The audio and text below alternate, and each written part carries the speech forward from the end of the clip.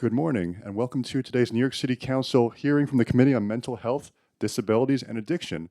At this time, I'd like to remind anyone going forward to please silence their electronic devices, and at no point is anyone to approach the dais or the witness stand unless invited to testify.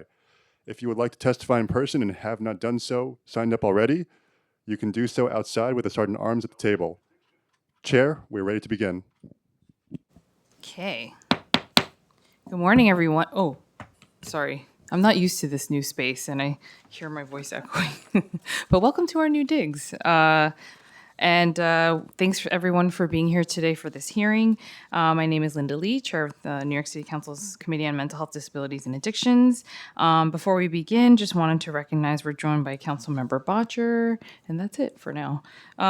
So today, the committee will discuss the 988 and Suicide Crisis Lifeline, a critical and confidential support system for people across the nation who are impacted by mental health. And we will also be hearing 3 pieces of legislation. Introduction 1385, sponsored by myself in relation to establishing a construction site opioid antagonist program. Introduction 1162, sponsored by Councilmember Farrah Lewis, requiring the Health Department to report annually on suicides that occur in the city.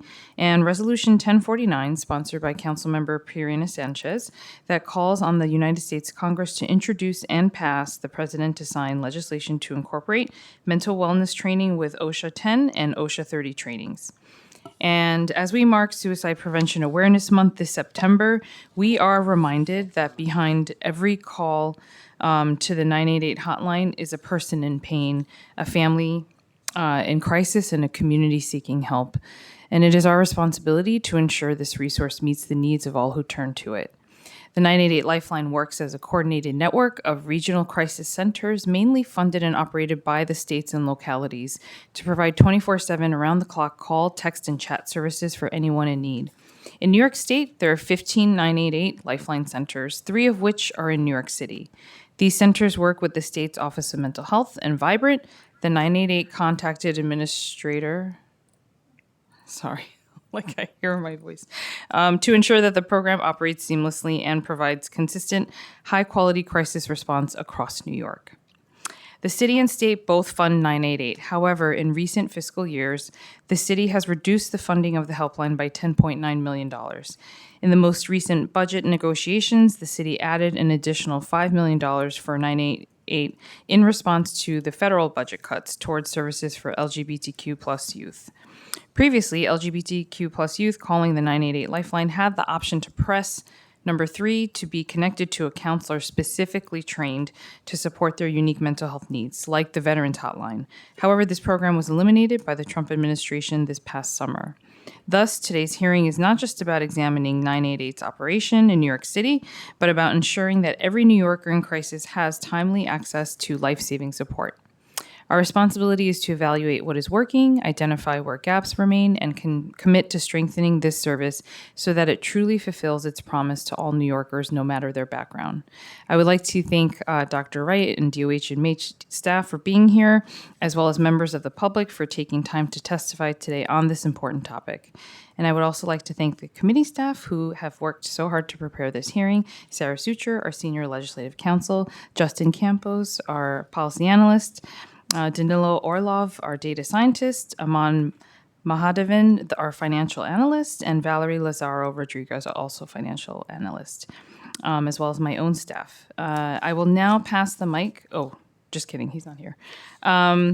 So I will now read a statement on behalf of Council Member Lewis on her bill since she's not able to join us this morning.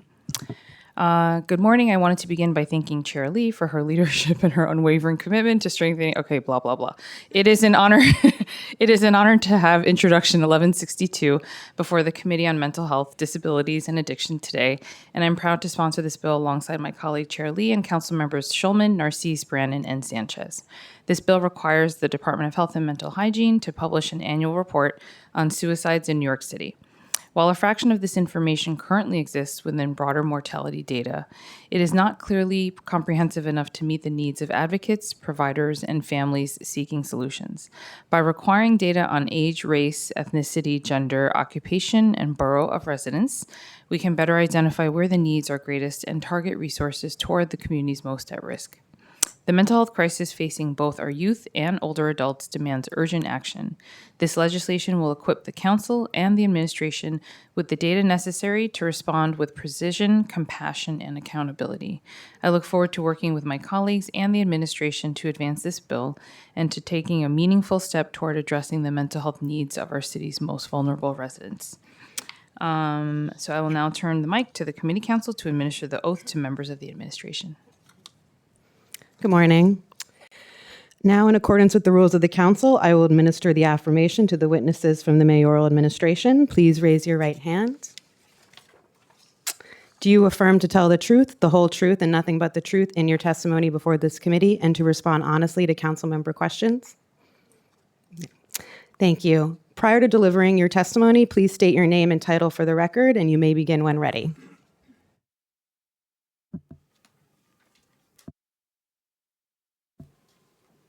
Good morning. Can you hear me okay? Excellent. Good morning, Chair Lee, members of the committee. I am Dr. Gene Wright, Executive Deputy Commissioner for the Division of Mental Hygiene at the New York City Department of Health and Mental Hygiene, the Health Department. I am joined today by Jamie Nichols, Assistant Commissioner for the Bureau of Mental Health, and Dr. Rebecca Lynn Walton, Assistant Commissioner for the Bureau of Alcohol and Drug Use. Thank you for the opportunity to testify today. I am pleased to be here with my team to discuss NYC 988 and the Health Department's role in addressing the mental health needs of New Yorkers. First, I'd like to review the history of NYC 988 and our role in building, maintaining, and improving this infrastructure. The Health Department is a key pillar of New York City's mental health system. We provide health surveillance to inform programming and policies, guidance and leadership, as well as oversight and technical support for contracted services, as well as some direct services. We take a public health approach to this work with the primary goal of preventing mental health crises by increasing awareness and access to mental health and substance use supports. However, when mental health crises do occur, we seek to ensure all New Yorkers have access to responsive care that includes health and social supports that are affordable, accessible, effective, and free of stigma. As part of this work, we procure and manage the contract for the call center that operates 988 in New York City. New York City has long been a leader in this space. The Mental Health Crises Information and Referral Hotline Survey New York has evolved and expanded over decades. It started as the 24/7 phone-based service called LifeNet that handled less than 100,000 calls a year. In 2016, the city substantially increased its investment in the hotline to handle more volume through more modern means of communication, renamed as NYC Well. The program's capacity doubled to 200,000 calls, texts, and chats. A website was also developed to provide direct, searchable public access to the resource database, which counselors use to share information and make referrals. Peer support was also added as an option for anyone to select. In 2020, the federal government moved to improve and unify the country's mental health crises and suicide hotlines, making 988 the nationwide number. In 2023, NYC Well officially transitioned to 988, along with the rest of the country. We worked closely with the State Office of Mental Health to execute this transition. NYC 988 goes above and beyond federal and state requirements, providing a robust array of services, such as peer support, a single point of access to mobile crisis services, and non-crisis information and referral. The Health Department oversaw and supported the evolution from LifeNet to 988. This history informs our work currently. The mental health crisis services we support can be categorized into three groups: someone to call, someone to respond, and somewhere to go. The program we're discussing today, 988, is the cornerstone of someone to call. When someone experiences a mental health crisis, it can be helpful to talk to someone we trust, a friend or family member, a religious advisor, a peer, a mental health professional, or healthcare provider. Anyone can reach out to 988 at any time of the day or night, any day of the year, to speak with a trained crisis counselor or peer support specialist. New Yorkers can reach out via call, text, or chat. 988 counselors and peers will listen to the person's situation and help them through a moment of crisis with emotional support and coping skills. NYC 988 provides custom local counseling and resources consistent with national standards and best practices. Counselors help connect people to ongoing mental health services that meet their needs. In New York City, these counselors refer people who don't need immediate care to community-based mental health providers and community resources. There is also an online database of service providers available to the public on 988 website. While 988 is the main program for someone to call, it can serve as a link for health department programs that are responsive to someone to respond and somewhere to go. For example, 988 can dispatch a mobile crisis team to visit the person wherever they live within a few hours, 8 a.m. to 8 p.m., 7 days per week. Citywide, mobile crisis teams are our cornerstone short-term intervention for non-life-threatening mental health crises. Someone to respond. Mobile crisis teams represent a significant portion of the mental health crisis response infrastructure in the city. Mobile crisis teams are a distinct part of the mental health care system. They are operated independently from 988 by hospitals and community-based organizations licensed by the State Office of Mental Health. Some people need more support than they can access in their home. These individuals might need somewhere to go, our third category. For these situations, the health department supports crisis residences, which provide an alternative to hospitalization for people experiencing mental health crisis. This program is an example of a very different type of intervention from 988 and illustrates the wide array of services the health department supports that are available in your communities. 988 often serves as an entry point to these services. It is designed to be easy to use for everyone. Phone, text, and online chat are staffed with people who speak English and Spanish, with additional interpretation services available in more than 200 languages.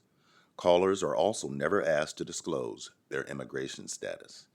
NYC 988 counselors are also trained to accept calls from deaf and hard of hearing individuals. The health department oversees the contract for 988 in collaboration with the State Office of Mental Health to hold the vendor accountable to city standards and continually improve this service for New Yorkers. The Division of Mental Hygiene contracts with over 200 providers and community-based organizations to administer over 800 programs. The 988 contract is held to the same rigorous standards as all our other mental health vendors.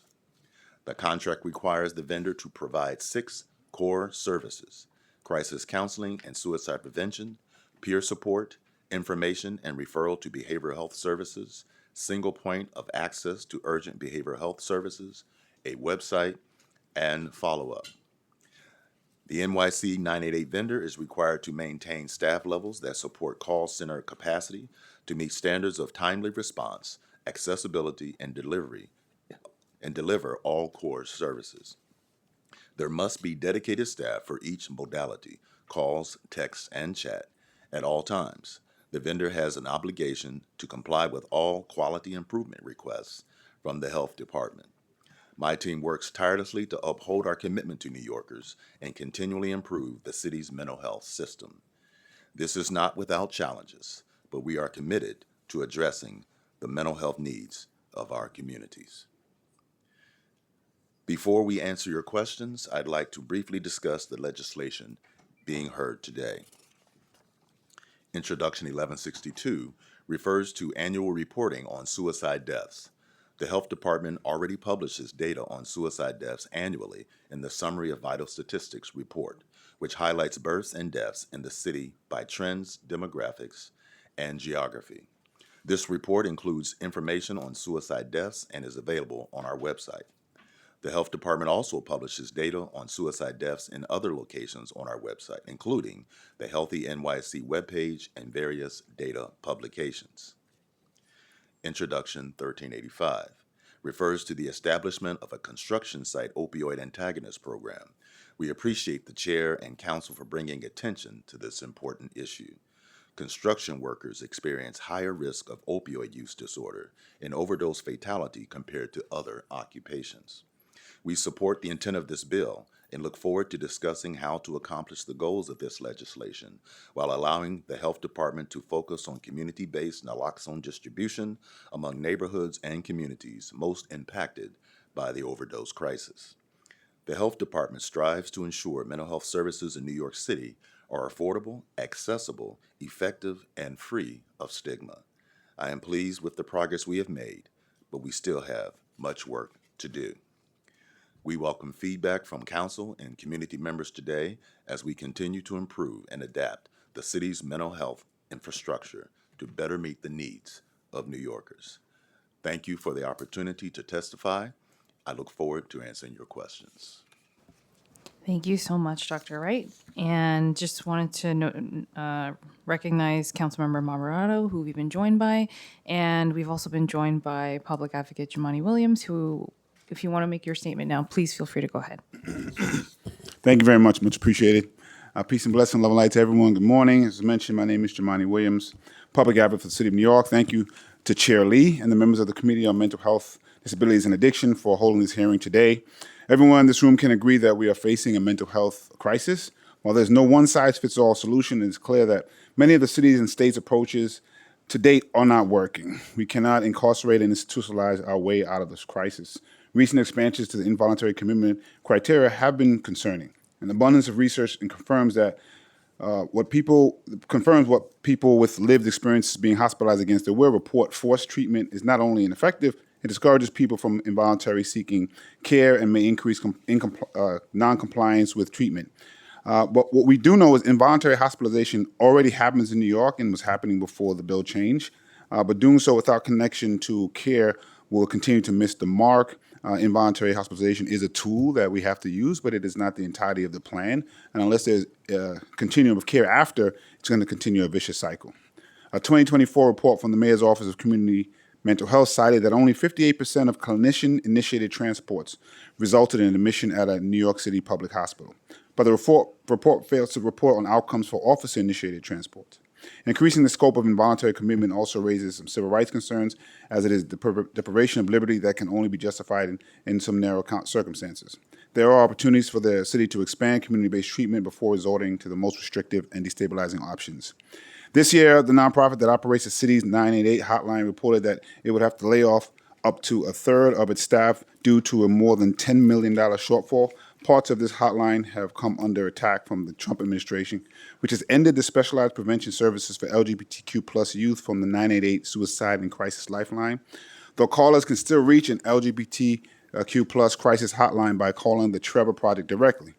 In the fiscal year 2026 budget, Mayor Adams and the City Council invested $5 million in funding to 988 to protect suicide prevention for LGBTQ plus New Yorkers.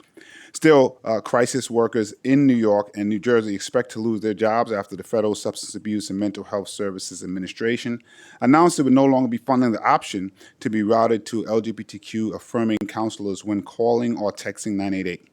Fully funding the 988 hotline is crucial. A new study found that New Yorkers use the hotline more than those in most other states, ranking 4th out of 50 states.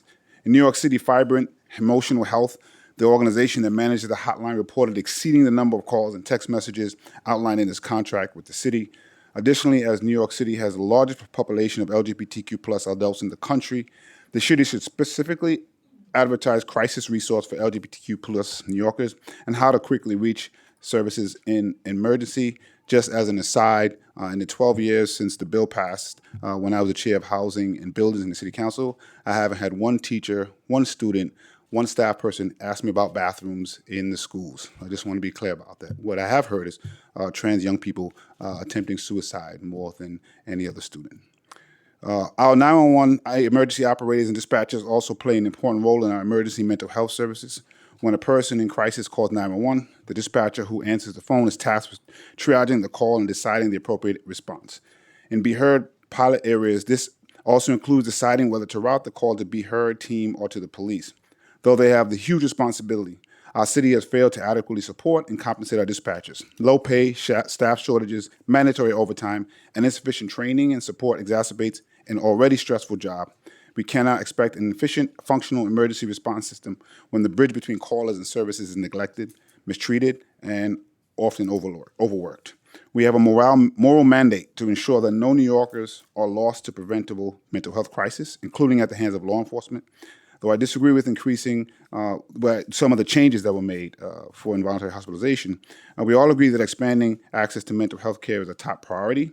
I hope that we can work together and with communities, advocates, and people with lived experience to create a mental health care system that truly works for the people of New York City. This is a daunting task. We need a different infrastructure that exists. It doesn't exist now, which makes it difficult. That doesn't mean we don't need to do it. We need to have an mayor administration, though, that is fully dedicated to it. I thank the folks who are here, and there's a lot of good people working for the city. I have no faith and confidence in this mayor, so I'm hoping that the next one in 3 months, or hopefully, will be dedicated to create this infrastructure that everyone agrees that we need and stop the reliance on police who actually don't want to be responding to this, who are leaving in droves because they're being overworked. Thank you so much. Okay, great. Thank you so much. So I'm just going to go straight into some questions based on the testimony that you've given. So hopefully it'll forgive me if I'm a little all over the place, but so can you just walk us through, some of the numbers in terms of staffing? I know that you had said in your testimony that there were 100,000 calls a year, and then it increased once it changed, and once it was New York City Well, and the calls doubled to about 200,000 calls, texts, and chats. So can you just walk us through the number of staff, if you're having a lot of the similar workforce challenges that we're seeing across the city and country when it comes to the, staffing up and building capacity? And I'll stop there for now. Thank you for your question, Chair Lee.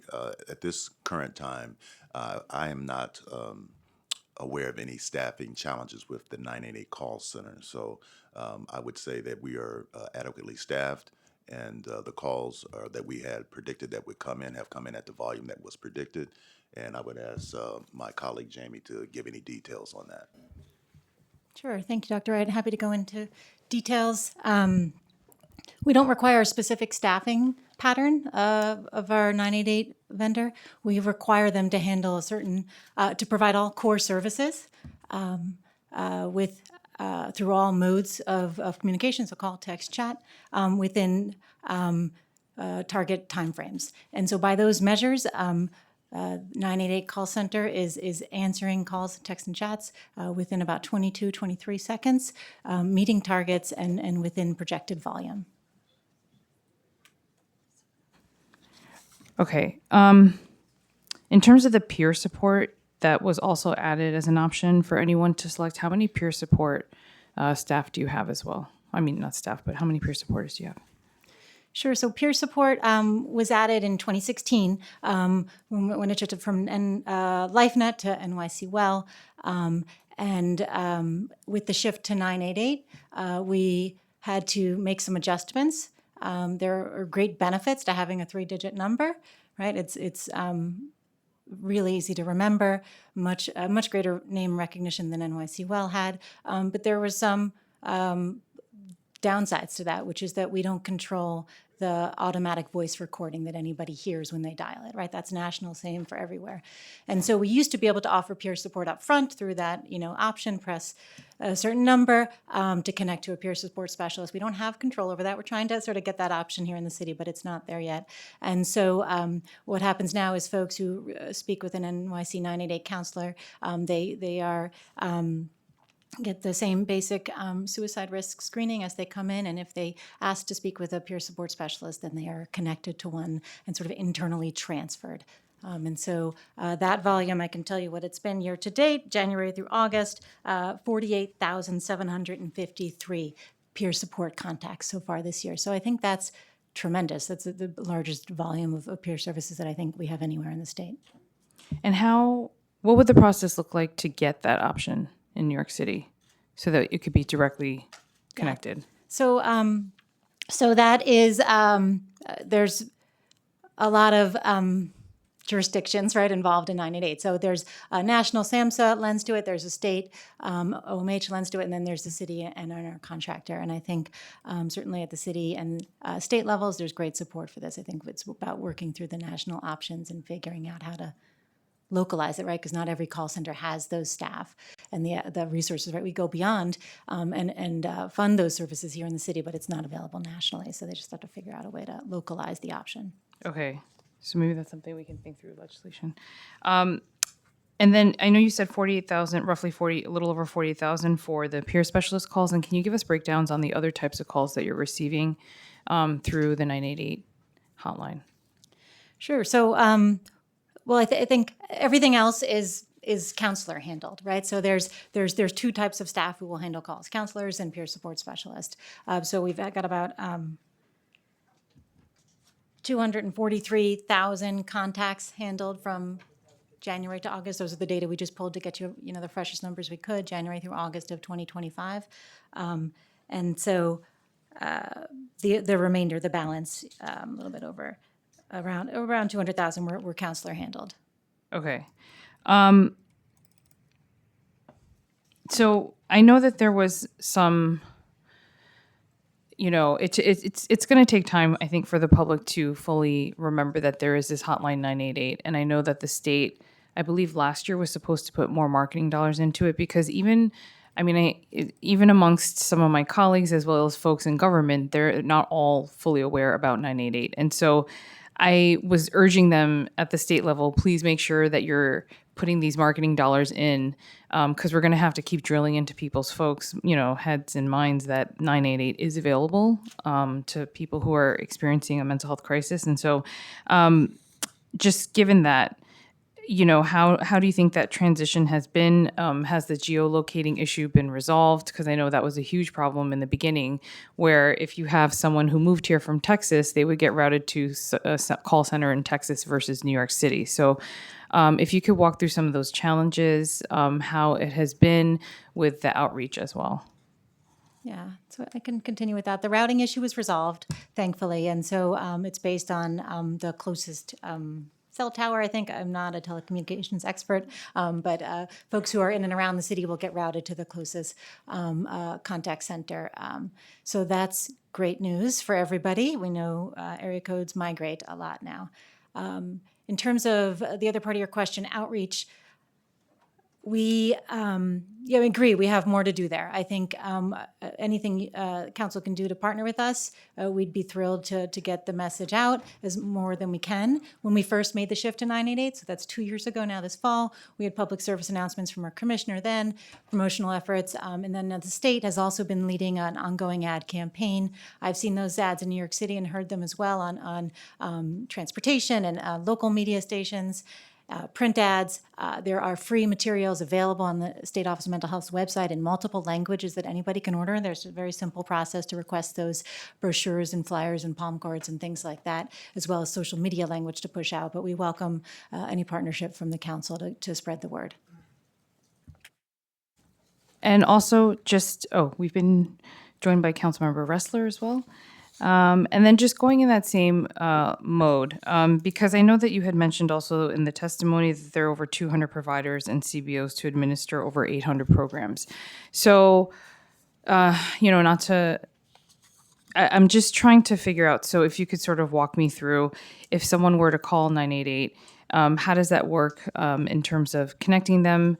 Obviously the counselor's there, and I'm assuming that they were getting trained to know what resources are out there, if there are providers that can help them locally. So I just wanted to walk through that. And then sort of an attached question to that is, how has the outreach been to some of the more difficult communities to reach, whether it's because of language or hard to reach communities?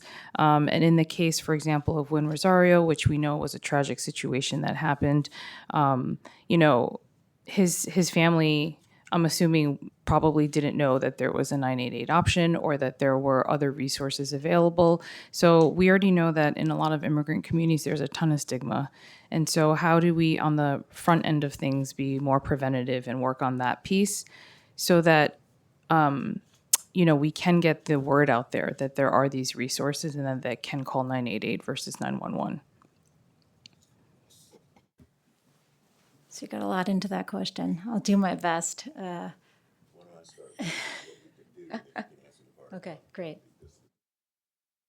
So I think in terms of the last part you said, I think that's the part that we really want to work closely with council on, is how we can get the word out. You all obviously have influence across all of your communities, and so we would love to work with you in terms of ideas maybe that need to be enhanced, or things that maybe we haven't thought of. But certainly would love to connect with you, as you and I have talked before, in terms of what kind of things can we do together. And I think this is a good example with 988 and getting the word out into some of those communities you mentioned. That would be really helpful to have your influence, frankly. And just sorry, really quickly on that, because I know that also with DOHMH, there's a ton of resources, contracts that you guys all have with nonprofit providers and hospitals, right? So are you all, using the resources you currently have at hand to make sure that they're getting the outreach and information on 988? Yes, we definitely work with our providers and our community-based organizations to inform them of 988, and to get them to advertise and to market in their capacity that they can.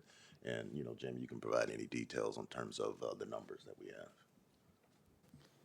Sure. So I gave that number earlier, around 243,000 contacts handled so far year to date by NYC 988. The vast majority of people who reach out are seeking someone to talk to in the moment, right? They are presenting concerns around relationships or stress or anxiety, and want someone to listen and provide sort of empathic, supportive counseling in the moment. And that in itself is a really stigma-free way of getting support, right? It's confidential. Nobody needs to know. Any time of day, you can reach out. Interpretation, hundreds of languages. And so we hope that that is a valuable resource to communities across the city. A small number of people who reach out are seeking or end up being offered a referral to services. So sometimes surprising to people, but most of the contacts are really just about that support. So about 12,000 of the 243,000 contacts so far year to date were offered referrals to ongoing services, because that's what they wanted, or that's what made sense based on how the conversation went and the counselor made that offer. So about 4,000 of those, I'm giving rough numbers here, but were referrals to mental health services. The other 8,000 referrals to support services like food pantries and social services, right, to address the social determinants of health. And so those referrals include the hundreds of programs that the health department contracts for, as well as services that are out there beyond our contracts, so state license services or other benefits and social support. So the resource database includes over 1,000 entries. It's accessible, as Dr. Wright mentioned in his testimony, on the website. To anybody in the public can go into the Find Services tab on the NYC 988 website and see the same information that the counselors have to make the referrals. Okay, and then just speaking of the referral services, because I know that you have, and you mentioned that 988 has the ability to dispatch a mobile crisis team to visit someone where they live. So roughly, first of all, how, I guess just speaking to the training and the folks who are answering the calls, right? How much training do they receive, and how are they determining whether someone needs to have someone go to their home by a mobile crisis team? I can take that. So the counselors are receiving, I think it's 13 days of training, and then are gradually, listen to other counselors, right, to shadow other counselors to learn, and then begin to take calls independently. So there's an excellent training program. They are trained as generalists, right? It's a large mental health system. They have a database with all these resources. Risk assessment is really essential, right? So they're screening everybody for suicide risk. If there is imminent risk to self or others, they will engage emergency services. That's through 911. If it's urgent, right? if it's there, you don't need an ambulance, but there is a crisis that's unmanageable in the person's situation. They can't get themselves to help, right? They're not going to say, "Oh, I have an appointment with my therapist tomorrow. I just need to talk to you now." That's great. That happens a lot. No need for a mobile crisis team in that situation. But if they don't have a therapist or they don't have a plan to address the crisis and resolve it, the 988 counselors can gather more complete information and figure out which team, right? So they dispatch the team that is closest to where the person lives, and we have child serving and adult serving mobile crisis teams. And so they'll make those referrals to the appropriate team, who will then go out within a few hours to provide in-person assessment, right? A greater assessment, de-escalation sometimes, and then connection to ongoing care or reconnection if they had sort of been somewhere and lost touch, getting those folks back into care. Okay, so I wanted to dig a little bit deeper on the staffing structure for 988 because if you could go over again, because I think I may have missed it, how many staff there are as part of the 988 response team, and then what does that look like? So is there, let's just say, an LCSW per 5, generalists that get trained, or how does that work in terms of structure? Like, I'm assuming that there is someone on site that's going to be supervising folks answering the calls in case they need to escalate them further or go to the mobile crisis teams. Yeah, so we don't have a required staffing pattern. I can't tell you. 988 has software, right, that projects volume and when they need certain staffing on certain hours. We get monthly data on the speed with which they're answering those calls, and as well as the duration of them and the when they're making referrals. We have claims. Of course, they come back to us afterwards and provide accounting for all the staffing. And so I have the data as of the end, the most recent claim that they submitted. But again, we don't require a staffing pattern. We require a certain performance level. But the last staffing pattern was 164 counselors and 22 peers. Those are FTEs. There's many more staff because some work part-time, but 164 FTE counselors and 22 FTE peers. Those can fluctuate, though, over time and responsive to the demand coming in. Okay. And then there's supervisory structure, right? Those are call-taking staff. So there is supervision for staff, right? They have group supervision, individual supervision, quality metrics, right? And follow up with counselors as needed if there's somebody who's struggling. Okay, perfect. You just answered my question with the last part of your answer. And who are the folks? How many mobile crisis teams are there? So, in other words, if there's like 10 incidences that pop up, do you have capacity to meet all of those, or how does that work? Absolutely. And I forgot to give you that number as I was speaking earlier. NYC 98 made about 6,600 referrals to mobile crisis teams this year to date, January to August so far. Mobile crisis teams, as Dr. Wright testified, are operated independently of NYC 988, right? Hospitals and community-based organizations provide these with OMH licenses and city contracts. There are 24. 19 of them are serving adults, 19 and above, I think, age of 19, and the 5 of them are serving children. Okay, and as you mentioned, these are some of the providers that are normally under the DOHMH contracts for some of them, because I know that there are already mobile crisis teams that have contracts, and so does 988 tap into those that are already existing, or is it a totally separate group of providers? So the group of 24 Yeah. mobile crisis providers has been pretty static. We go beyond the national 988 standards in a couple ways in New York City, and one of them is this single point of access to mobile crisis teams, because we have such a complicated and rich, I would say, provider network, but it's not very straightforward here. And so, all of those, the known universe of mobile crisis providers, all can get general public referrals through 988. With or without the city contract, right? That it's not about the city contract so much; it's just us providing the list of approved providers for 988 counselors to connect callers to. Okay. Just a couple more questions before I hand it off to my colleagues. But where is the summary of vital statistics report? Because I think we tried looking for it on your website, but we couldn't find it. So not that it has to be now, but if you could let our staff know where to find that information, because I guess to that point, hopefully it's somewhere that can be easily accessible on the website. So we had some difficulty finding it. So just wanted to put that out there. And then the last thing I wanted to mention is, I know that there's been some challenges with 911, the first responders on the phones, referring proper calls to 988, and wanted to know if you know what some of those challenges are, as well as if there are challenges, if someone calls 988 and then if they determine it needs to actually be rerouted to 911, if you could speak a little bit to the stats and maybe some of the challenges there. Sure. I can tell you right now there is no transfer from 911 to 988 in place. So I'm not familiar with the challenges Wait, I'm you're sorry, say talking that about. again? There is no transfer from 911 to 988. There is a process for 988 to escalate up to 911 as needed. I can give you those numbers. It's very small. So far this year to date, right, that large number that I provided, 243,000 contacts handled.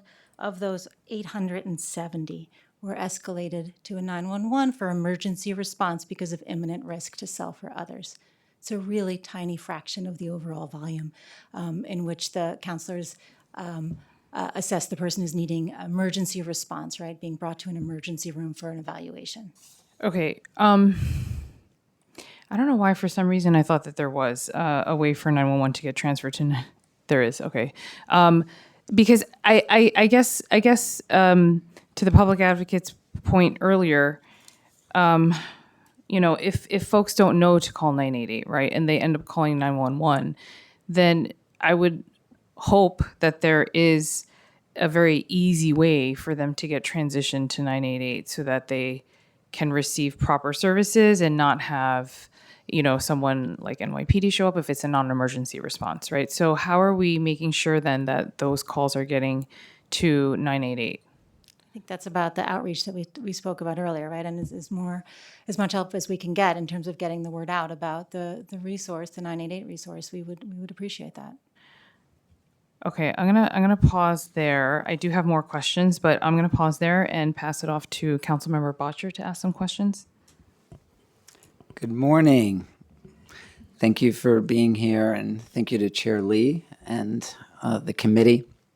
This summer, the Trump administration terminated the 988 crisis and suicide hotlines, LGBTQ services. They terminated contracts with organizations like the Trevor Project, who were helping young people across the country through crises. Young people are going to die because of this decision. They didn't have 988 when I was in crisis when I was 15. They didn't have resources like this. I'm here because I was lucky, because my mom decided to check on me that night, and they got me to the hospital just in time. There are young people across this country who are not going to be lucky, and they're going to die because of this decision and because these resources were taken away from them. What is New York City doing? What are we doing with our 988 system to fill that gap? What are we doing to help LGBTQ young people in the face of these cuts? Thank you, council member, for your question, and very glad that your mom checked on you and that you were blessed, more than lucky. And it's abominable that these cuts have happened, and we certainly share your sentiment in terms of the challenges. The important thing to note is that 988 can be accessed by everyone in New York City. And even after this cut happened, correct me if I'm wrong, Jamie, but the training for LGBTQ plus individuals, counselors that have that area of expertise and has increased, and I think there's opportunity for retraining if that is needed. Suggestions are made as that happens. So right now, you can still call 988, LGBTQ plus youth, adults, anyone can call 988 and get a counselor that has expertise in that area. Certainly, we want to continue working with council to see how we can get that specialization back. But right now, no one goes without the access to 988. And so we certainly share your concerns. And we know that right now, LGBTQ plus youth and adults are certainly under attack. But here in New York City, we support and we will continue to support access in any way that we can.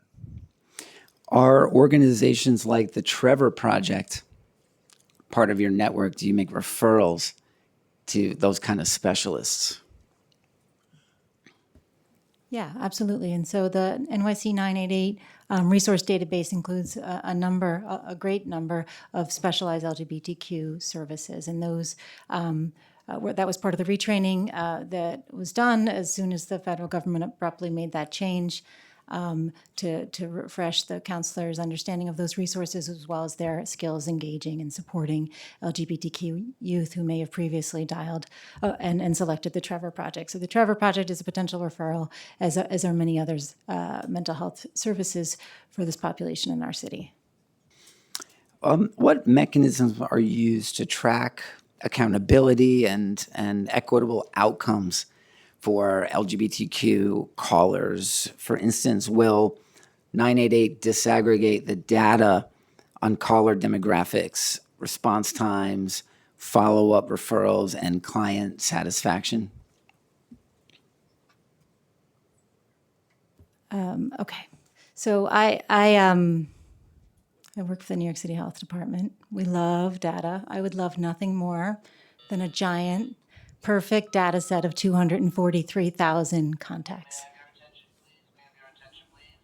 This is your building fire safety director. At this time, we have completed testing on the building. Okay. Please respond to any and all future alarms that you may see or hear. May I have your attention, please? May I have your attention, please? This is your building fire safety director.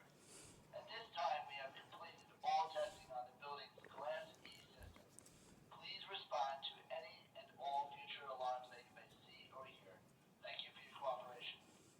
So while I would love a massive, perfect data set, the reality of these calls is that the counselors are tasked with forming rapport in a very small amount of time. And the best way to not form a rapport is to ask somebody a bunch of demographic questions that they answer with one-word responses. And so our demographic information is incomplete. We have it when it is relevant to the content of the call. For example, if a person is saying, I'm struggling with my sexual identity, that could be recorded, right, and relevant to the referral that the counselor may make. But we don't have every piece of demographic information on every caller, and so we have some of it for some callers, but it works out in such a way that it's not scientifically reliable to sort of connect it to the outcomes. How will the city communicate these changes to the LGBTQ community about how to access crisis support under the 988 model? What outreach and education strategies are planned to reassure the LGBTQ community that 988 remains responsive to their needs, even without this federal support? So I think that's certainly an area where we could do more. I will point that. I think that's an important point, and communicating the value of the resource to a focused population is something we could do better with. So if your help would be appreciated. Yeah, would very much like to work with you on that. I know Chair Lee and I would very much like to partner with you on that. A piece of legislation that I passed 2 years ago is legislation requiring the New York City Department of Education to distribute suicide prevention resources to students in our schools. And as we follow up on the implementation of that bill, this should be a big part of it, letting young people know that there are resources available to them through 988, through the Samaritans hotline, through Trevor Project, and other outlets.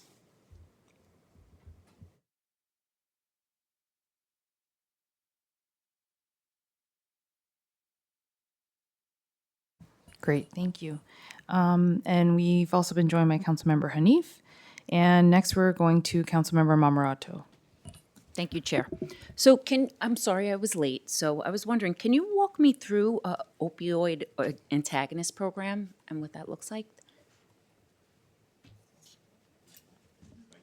All right. You mean how we do training for naloxone? What is it? Yeah. So the city we have a really small and mighty team of 4 in my office, and they do naloxone trainings with as many. The way I try to think about it is a ripple model that we want to get every single New Yorker trained. And so how we do that is we make kits readily accessible through our website. We handed out 304,000 last year, and we're trying to spread kits throughout the city and spread training throughout the city, because the good thing about naloxone training is it's ultimately about a 15-minute training. And so the train the trainer model tends to be the best, where you're training as many people as you meet and encounter in the community, or through our virtual trainings, which it's really easy to sign up for online, to get training so that you can do it with your grandma, with your schoolmates, with anyone who you encounter, so that kits can be readily available. Like, I have one under my sink at home. I have one at my desk at my office in case I encounter one. And we really want both kits and training to be widely available to the public. And what are the kits?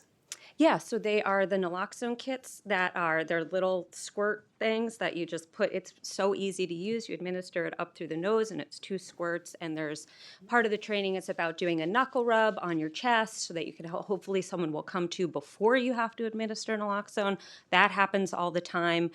And then we also hand out fentanyl and xylazine test strips as well. So a little bit of the training is about how to test your product that you're using. That's also tremendously successful for helping people know what is in the supply that they're using. We do that throughout all of our vendors. We have a tremendously successful program that we work with the state as well, so that we get full organizations trained so that everyone there could be trained in administering naloxone. And that's been a really successful model, but long way to go too.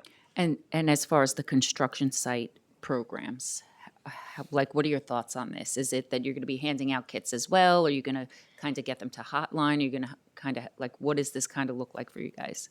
Yeah, so we fully support the intent of the bill and just want to work on how it gets out, because actually the best way to do it would be to get people who are working on site trained so that they can have direct access to ordering the kits, but then also so that hopefully every person on site then would eventually be trained. I would love for every construction worker to know how to administer naloxone. Okay, and you guys would provide this as a free service to the construction sites So if the you model, have the funding? Yeah. So the model that we do with this, and the state does it as well, and that's why New York is one of the most successful states in getting kits out, is that we have select people who do training with us, and then they spread it out, because it's really much easier while you're on site to do the training than to have someone go to each of the probably thousands and thousands of construction sites across the city. And so we'd love to work to figure out who are the key people to then spread it throughout. That's been successful with a number of different agencies throughout the city. Okay, great. I would like to see that come to fruition. If you have need any help with that, please let me know. Thank you. Thank you. We've also been joined by Councilmember Mealy. And next, I want to invite Councilmember Ressler to ask questions. Thank you so much, Chair Lee. We really are fortunate to have your deep experience and expertise leading this committee, but in the council as a whole. Thank you all for joining us today. Since I find these things weird, I don't want to look at myself when I'm talking. I did. I turned it off. I don't understand why we have them in the first place. I can see the room just fine. I would have taken a computer instead, but I didn't design the space. Yeah, but you don't need to see me. I'm right here. It's fine. You look at me plenty, Shahana. Okay, sorry. Back to the point of the hearing. So I'm particularly concerned. Well, actually, let me just back up. Appreciate all your work. We do have a mental health crisis in New York City, and solutions are hard. And appreciate the efforts that are made by the health department day in and day out to try and help people in need. I do think it's notable that we don't have better data on 988 in the MMR, and I think that it should be tracked there. So we'll make those suggestions to the Mayor's Office of Operations more formally. But like, I'd like to know how many calls are going in every month, or how many engagements are happening each month. What's the percentage of calls that are being responded to within 30 seconds? Like, how are we put a significant amount of resources into this system, and we should have good real-time data. The dynamic MMR, the DMMR, I thought was a good innovation from this administration. Look at me complimenting the Adams administration. And it happens once every 3 weeks. And that data should be accessible to all of us. So I hope that that's something that you'll work with us in support of, and that in the next MMR we'll have better and more information to be able to track this. And then just briefly to that point, at the executive budget hearing, the health department, I guess it was Commissioner Morris, testified to that 90% of calls were answered within 30 seconds. Are you able to share August data with us? Are we continuing to hit those thresholds? I can share August data with you right now. The average speed of answer for calls in August was 28 seconds. For text, it was 15.87 seconds, and for chats, it was 17.85 seconds. And do you have the data? The average is good on the call time, but did you know if you hit that 90% threshold again of calls being answered within 30 seconds? I'd imagine not if the average was 28.7. So I'm sorry, I didn't. Percentage of calls that were answered within 30 seconds? We've hit it. We've did? achieved the, Okay. we've exceeded it. Okay, I'd like to shift gears to follow up on Councilmember Botcher's questions around LGBTQ plus support. So we all know about the awful decisions by the Trump administration. What happens now when you press 3, which had kind of famously been what you would do when you call 988 to access LGBTQ plus tailored support? Does the option to press 3 exist? No, it was removed on July 17th. So it was removed in July. Thanks to the leadership of Speaker Adams and Chair Lee and Councilmember Bottcher and myself, we pushed hard to get $5 million in this budget to restore services for LGBTQ plus New Yorkers, so that when they reach out to 988, we would continue to have tailored services for them. What's the status of the Adams administration's approach to solving for it? How is that $5 million being used?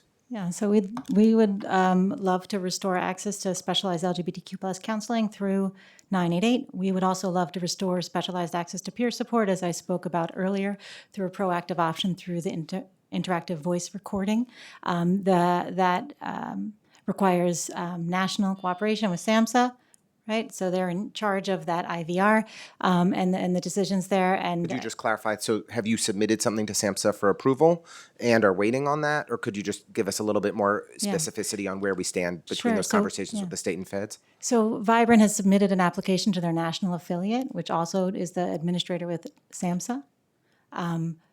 So they are waiting for a response from that application. Do you know when that application was submitted? Do you have any insight into the status of it? I don't have the details on that. And if it is rejected, which is conceivable because the Trump administration is disgusting, and what is the administration's plans for how we're going to use that $5 million to expand services to meet the needs of LGBTQ plus New Yorkers in mental health crisis? So as we spoke earlier, we've strengthened the training already, refreshed counselors' familiarity with the specialized resources across the city that they can connect callers to, as well as their in-the-moment crisis counseling support sensitive to those needs. We are in discussion with OMB about the funding, so that's fantastic. Thank you. That's great. How we can spend it, I think, may be related to outreach, as Councilmember Bottcher and I were talking about earlier. That's something we could do So is there more a of. plan B more specifically? I appreciate that you've done additional training to try and fill the gaps that you had to remove this in July, and that's life. But that was a federal directive that was followed. But we did secure significant resources. I put personal effort into securing those resources. The speaker and the chair made a big deal to make those funds available as additive funding. Is there a specific plan B for how we will spend these resources if the feds are not cooperative in restoring, what Vibrant has requested? So we certainly want to continue working with council to make sure that we can come up with a plan that makes sense. Right now, as Jamie said, that in terms of how to use the money, what the money is for, We definitely have to go through OMB and talk to them and the law and those entities so that we can, make sure that we're moving in the right direction. But the council should be a part of that, and we want to be a part of that with you. So We know this administration is always committed to collaboration with the council. That was a joke, but I appreciate you saying it. Look, I'm just one of 51. I'm certainly not the chair, and I follow Councilmember Lee or Chair Lee's lead here. But I do want to be really clear that we pushed for this $5 million to go to filling this gap and standing in for what is a horrible federal decision to prevent access to tailored mental health supports for LGBTQ plus New Yorkers. And my full expectation, as somebody who fought for those resources, is that if Vibrant's plan is not approved by SAMHSA, that we will have a compelling plan B for how we are stepping up to meet the mental health needs of LGBTQ plus New Yorkers. So we look forward to active communication and conversations with Chair Lee and the health department on this. It's really important that we step up right now and not allow for these draconian, hateful, bigoted federal decisions to impact how we provide services to New Yorkers in need, and we stand up for the people who need us. So I have more questions, but I've gone way over time, and Chair Lee is very gracious. So I will try to come back for round two if it's possible. I was going to say you're the last one, so if you want to keep going or come back, I can ask questions. No, if I could, just two quick ones. I really appreciate it. Thank you, Chair. I know Councilmember Bottcher asked about this, but I just wondered if you could help me. I thought what I heard from the Communications Worker of America was that 220 of their members of the Trevor Project were laid off as a result of the federal, cuts. Is that a number that you're familiar with? Do you have a head count on that? No. And, okay, well, my questions were related to that. I will call it for that, and I really appreciate it again, Chair Lee. Okay, perfect. So I just wanted to go back to some of the data and metrics collections because I love data too. And just to clarify, the 243,000 calls, that's specifically just for New York City, correct? Yeah, those are calls, texts, chats, peer support interactions, mobile crisis referrals. It's a variety of things, not just calls. But yes, we can use calls to speed up our conversation. Is city-level data currently available publicly or internally on the use of New York City 988? Because that's something that we had to extrapolate, the staff had to extrapolate specifically for New York City. And is there a way that,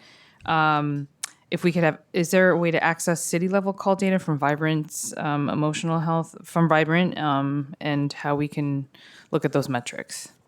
Yeah, it's published 3 times a year in the MMR. It's been there for about 12 years. Okay. We'll look more into that. And does the health department, as part of its contract with Vibrant, and just so folks know, we did invite Vibrant. They were going to come, and then at the last minute decided they couldn't make it. Yeah. So as part of the contract with Vibrant, can you require them to collect and report on specific metrics for New York City 988? And are those metrics used to evaluate program effectiveness and equity of access? Yes, we can and do that. That is essential. It's our core responsibility as a contract agency to set the standard and monitor adherence to that of all of our contractors. And we do that for an NYC 988. We receive monthly data from them. With all of the sort of indicators that I've referenced so far today, and much more than that. Okay. And how does the department ensure that 988 data collection practices protect the caller privacy and comply with city and state laws, especially regarding sensitive information such as gender identity, sexual orientation, immigration status, or disability? Yeah, our contract requirements are very clear around confidentiality standards for all of our mental health providers, and 988 is no different. And in fact, they have a very large data set, although it's not sort of named by person, right? Often we don't know the name of the person that we're speaking to, but they have HIPAA compliant data systems. And I know that Vibrant's the main contractor, so what accountability measures are in place if they do not meet performance benchmarks in terms of response times, referral quality, follow-up rates, and how are these results shared publicly? Sure. So we provide technical assistance to sort of point out, challenges and require corrective action plans to make improvements. And so that is for this contract and all of our contracts. And so if there are challenges, we would address them that way first. And is there a way to disaggregate some of the data that's coming in? And I think this speaks a little bit to Councilmember Lewis's bill, but is there a way to disaggregate the 988 call data a little bit further by demographics, just to identify disparities? And do those findings shape resource allocation and service improvements? I just wonder if we had a little bit deeper dive of data collection, if that would sort of help us figure out certain trends, or if we're missing something or need to beef something up. Yeah, so as I mentioned earlier, the data collection is, while there's a lot of data points, on any one contact, we don't have a complete set of demographic information about every person, because that would take time really on the call and take away from building a rapport and addressing the sort of crisis that may be unfolding. And so we do see some trends around sort of age utilization and presenting, well, that's not really a demographic, right? And gender, right, with slightly more women than men calling. Age spectrum, follows similar patterns for their sort of other services in terms of spread across the population and age of the people reaching out. We don't have racial information. We're not collecting that on the calls. Okay.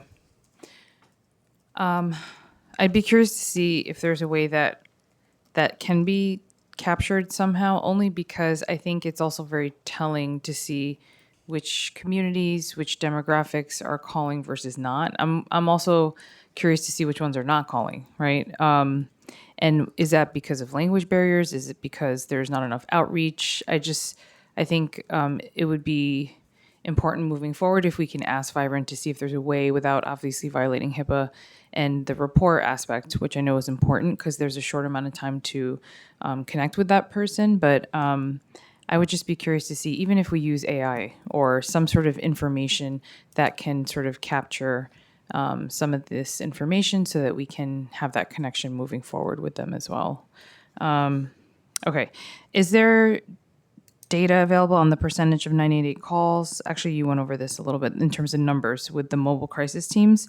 And I wonder if there are any issues in lag time or waiting if someone needs a mobile crisis team. I mean, I know you said there's 24. And do you think that's sufficient, or is there a need for more? Yeah, so the 988's role in mobile crisis teams is to, identify people who, need the service and to connect, to make that referral to the mobile crisis team that then responds. When the mobile crisis team, when one of those 24 providers receives it, they're getting out citywide within 3 hours during their operating hours, which are 7 days a week, 8 a.m. to 8 p.m. I think that's fantastic. That's tremendous to have citywide coverage of these teams. We find they're able to manage the demand. Those teams also get referrals from within their hospital network. So the referrals that come to mobile crisis teams from 988 represent about half of the overall volume. The other half comes from within their hospital network. So by that, I mean, if Bellevue's outpatient clinic wants to make a referral to Bellevue's mobile crisis team, they don't dial 988. That would be silly. They make it, within their hospital record system and to their colleagues down the hall, where they have access to a full data set, right? Because this is a known patient to them, for example. And so they triage those internal referrals, as we call them, as they see fit, right? Because they have so much more information. But we assume that any general public referral to mobile crisis through 988 is urgent and needs to be done within those 3 hours, and we meet that mark. Okay. And if it's after 8 p.m.? Yeah, the service is not available overnight. What would it take to make it available overnight? Is it a funding issue? Is it just, I don't know if you could speak to that, because I just feel like there's a lot of things that happen in the overnight hours as well, and I would hate to miss folks that fall into that time period. Yeah, I mean, I think things happen overnight. I think our data, shows less demand for that, for crisis services overnight. We did a procurement, before COVID for an overnight mobile crisis, and there were no responses to that. I think there's a concern from providers around safety. It's what we heard from our provider feedback sessions. Okay. These teams go out to people, Right. no badges, no cars, no security, which is fantastic, right? That improves their outcomes. But they are just walking around the streets like everybody, and that's challenging to do all night long, everywhere in our city. Okay. I'm gonna come back to that. Sorry, now I'm going to switching a little bit to just a couple of questions more on funding. The decrease by the $10.9 million in fiscal years 2025 and 26, do you also anticipate that for FY27? So the budget was $31 million this year, and that's the same as it was last year. And we do not project Okay, so any meaning changes to that for next includes, year. okay, so that includes the decrease of the 10.9, correct? So that's because it's the same as last year? No, they're the decrease. So For the budget was FY26? flat from last year to this year. Right, because I think it was decreased, if I'm not mistaken, by 10.9 in fiscal years 25 and 26. Okay, so it's There were been that way discussions since about that, 25. but it did Yeah. not. Ultimately, the contract remained flat from last year to this year. Okay. And then if we're seeing, let's just say the marketing and everything for 988 is going well and there's more of a call volume, I guess, is there sufficient funds to be able to build capacity in a very quick, short amount of time to staff up? Yeah, I think we want the service to be resourced to meet the need. Absolutely. The data we're looking at right now, the numbers that I cited, show us not the volume numbers and the speed of answer show us that we are in a good spot in terms of what we're resourced to handle and what we're actually receiving. Okay. And then just again on the funding, the decrease, because I know in April 2025 there was a Gothamist article where it reported on discrepancies between how vibrant emotional health and the city calculate 988 calls and contact volumes, and the discrepancies that appear to have contributed to a reduction in city funding for the 988 helpline program. So I just wanted to know if you could clarify the nature of those discrepancies. Sure. So when I dial 988, right, if a call comes in, it's answered by a counselor, and counselor does their risk assessment. If the person says, I'd like to speak to a peer specialist, and gets transferred to a peer specialist, is that counted as one contact or two? Reasonable people can argue one way or the other. That was the discrepancy. Okay, so they're not necessarily counting it as like a single unique call, like person who's calling. It's based on service or the types of services that they would need. I think that's a fair characterization of it. Yeah. Okay. Okay. And I'm going to transition over to Councilmember Hanif, who has some questions as well. Thank you, Chair Lee. Good morning, everyone. Last week, we celebrated justice for Win Rosario's family. The cops that killed him are charged and are going to receive disciplinary action. And we have had to fight all of last year, this year, to really get to this outcome. I share about Win Rosario because he was someone who called 911. And where 988 should have been the response, where Be Heard should have been the response, he was met with unequipped police officers. And it's very troubling that one can call 911 but can't ask for Be Heard. Is that true?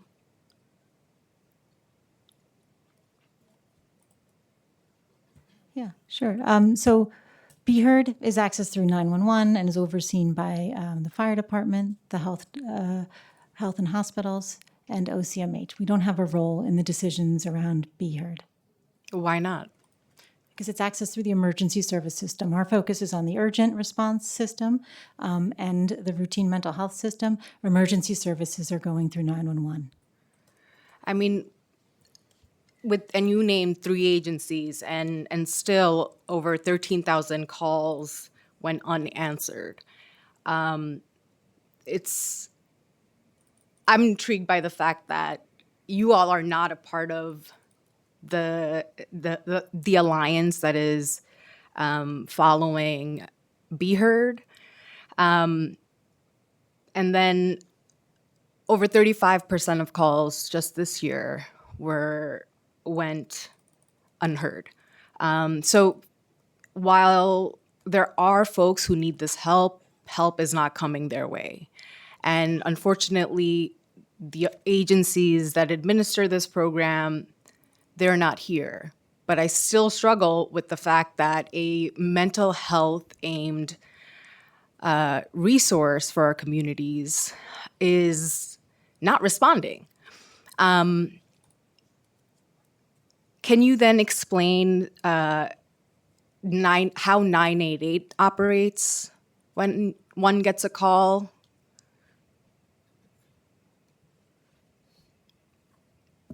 Sure. So when somebody reaches out to 988, they're going to pick Yeah. it up in about 23 seconds. You'll speak with a counselor who will conduct a brief suicide risk assessment and then ask you about the reason for your call to understand the nature of your concern, and then provide an intervention, a service relevant to your concern. And so the vast majority of callers are reaching out for emotional support in the moment, want somebody to listen to them empathically and provide emotional support. And so they will do that. If they need a referral or they want a referral to a mental health clinic, a food pantry, those are offered. If the situation is a crisis, they will provide telephonic de-escalation and make referrals to mobile crisis teams who can then follow up in person. And how many mobile crisis teams have responded So this year, or yes. whatever data you have? Yeah, so available? there's 24 teams operating across New York City. Those teams are operated by hospitals and community-based providers, and so they've received 6,600 referrals so far this year to date from 988 to mobile crisis teams. 66? Let me put my glasses on and triple check that. Yep, 6,600. January to August 2025. And the team that is showing up or addressing this patient's issues, are they a part of Be Heard too, or completely separate? Yeah, mobile crisis teams are not are a distinct service from Be Heard.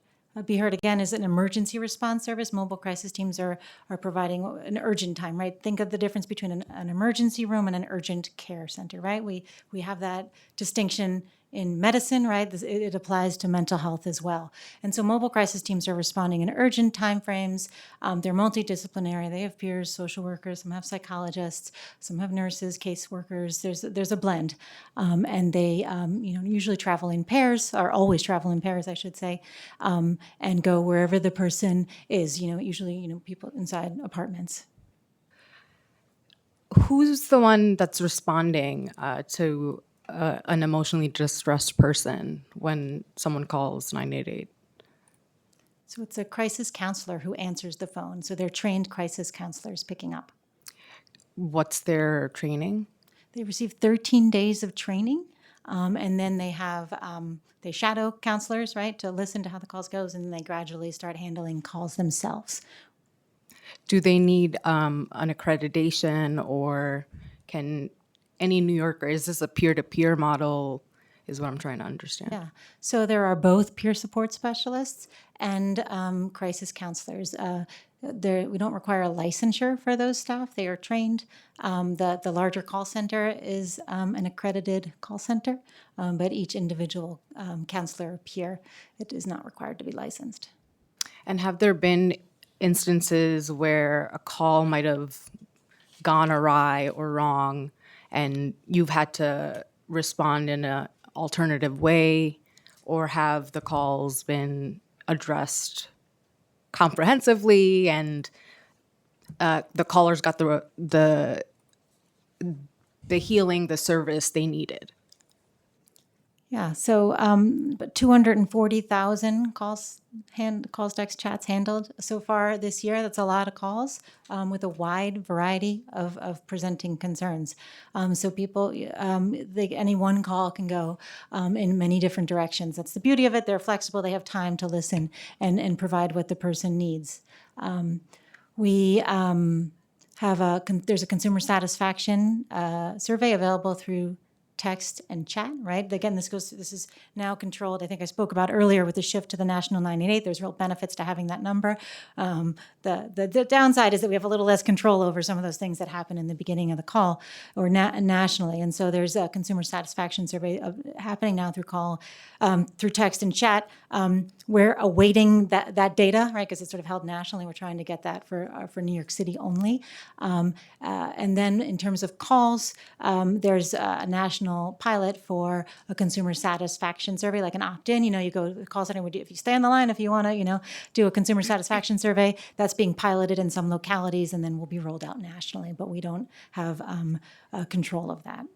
Got it. And when do you think you'll receive the data? I don't know. Okay. Well, would love to stay in touch on this issue. Thank you so much. Thank you, Chair. And just to piggyback off what Councilmember Hanif is bringing up, I think my general frustration going back to my nonprofit days has always been that everything is so siloed. And I know in the past when we had hearings about Be Heard, it's a bit frustrating because this was not you, but when the previous commissioner and his team were here, it was frustrating because I couldn't get a sense of information in terms of if someone calls 911 versus 988 or the Be Heard team, how those systems and services are coordinating with each other, and how the referrals and the data are being collected. Because I don't know, I can't answer the question if I, Linda Lee, am experiencing a mental health crisis and I call 988, and then the next time I go to the inpatient hospital, or, I lose my job and end up on the streets, right? And then the mobile crisis team picks me up. How is it that all of these things are being coordinated and that we're capturing data as one person that may be experiencing different entry points, right? And are we serving the community the best that we can? And, I understand that OCMH oversees Be Heard, for example, but then it seems a little, murky in terms of how much oversight they have over EMS as well as the other agencies that are administering Be Heard. So I'm just, and you can sense, I've gotten frustrated in the past because I think the problem also is if I, as, chair of this committee, sometimes have difficulties figuring this out. I can't imagine how the general public is just confused. Like, where are we supposed to go? Who do I go to for what? Is there a cheat sheet somewhere? Like, I just don't know. And which is why, just for folks that don't know, like I've asked DOHMH to partner with us to actually train our staff, right? Because we also get constituent calls, and our staff also, we're not all aware of the services that you all have in the city. So I don't know if there's a way for you guys to maybe take two steps back and rethink through the structure of all these programs, because I appreciate the fact that there's definitely a lot more attention being brought to mental health issues. I just don't know if the current structure that we have in place is the most efficient or best way to respond to the public. So I and which is why I was so much harping on the 988 outreach and marketing in the beginning, because there's a lot of communities that don't know. Like, if I ask my, church members on Sunday, do you guys know what 988 is? I guarantee you none of them are going to know what that line is. So it's things like that where it's not reaching the general public, and especially in communities that have pretty significant language barriers. My wish also would be to hire, not just use the translation services, but actually hire some counselors that actually speak multiple languages, because I think that is very, very different. And as someone who's going through a mental health crisis, the last thing I want to do is go through a translator and have my experience be more aggravated because I can't communicate effectively to the counselor what it is that I'm struggling with. So, sorry, I don't really have a question. I just wanted to sort of point out what you already know, and I'm preaching to the choir, but it's frustrating because I keep literally scratching my head where I'm like, I don't know how to answer that question. So those are the things I would love to obviously try to have conversations on with how to move forward to fix this issue and make sure that we're serving as many people as we can with the resources that we have. But So can I respond to that, Chair? Yes, real yes, quickly. yes. I appreciate you sharing that concern. It's very, very important. And the partnership with you and the other members of council to get word out to the community is really, really important. Where we are right now is if you're not sure whether to call 911 or 988, we're recommending people call 988 so that you don't have to make that decision alone.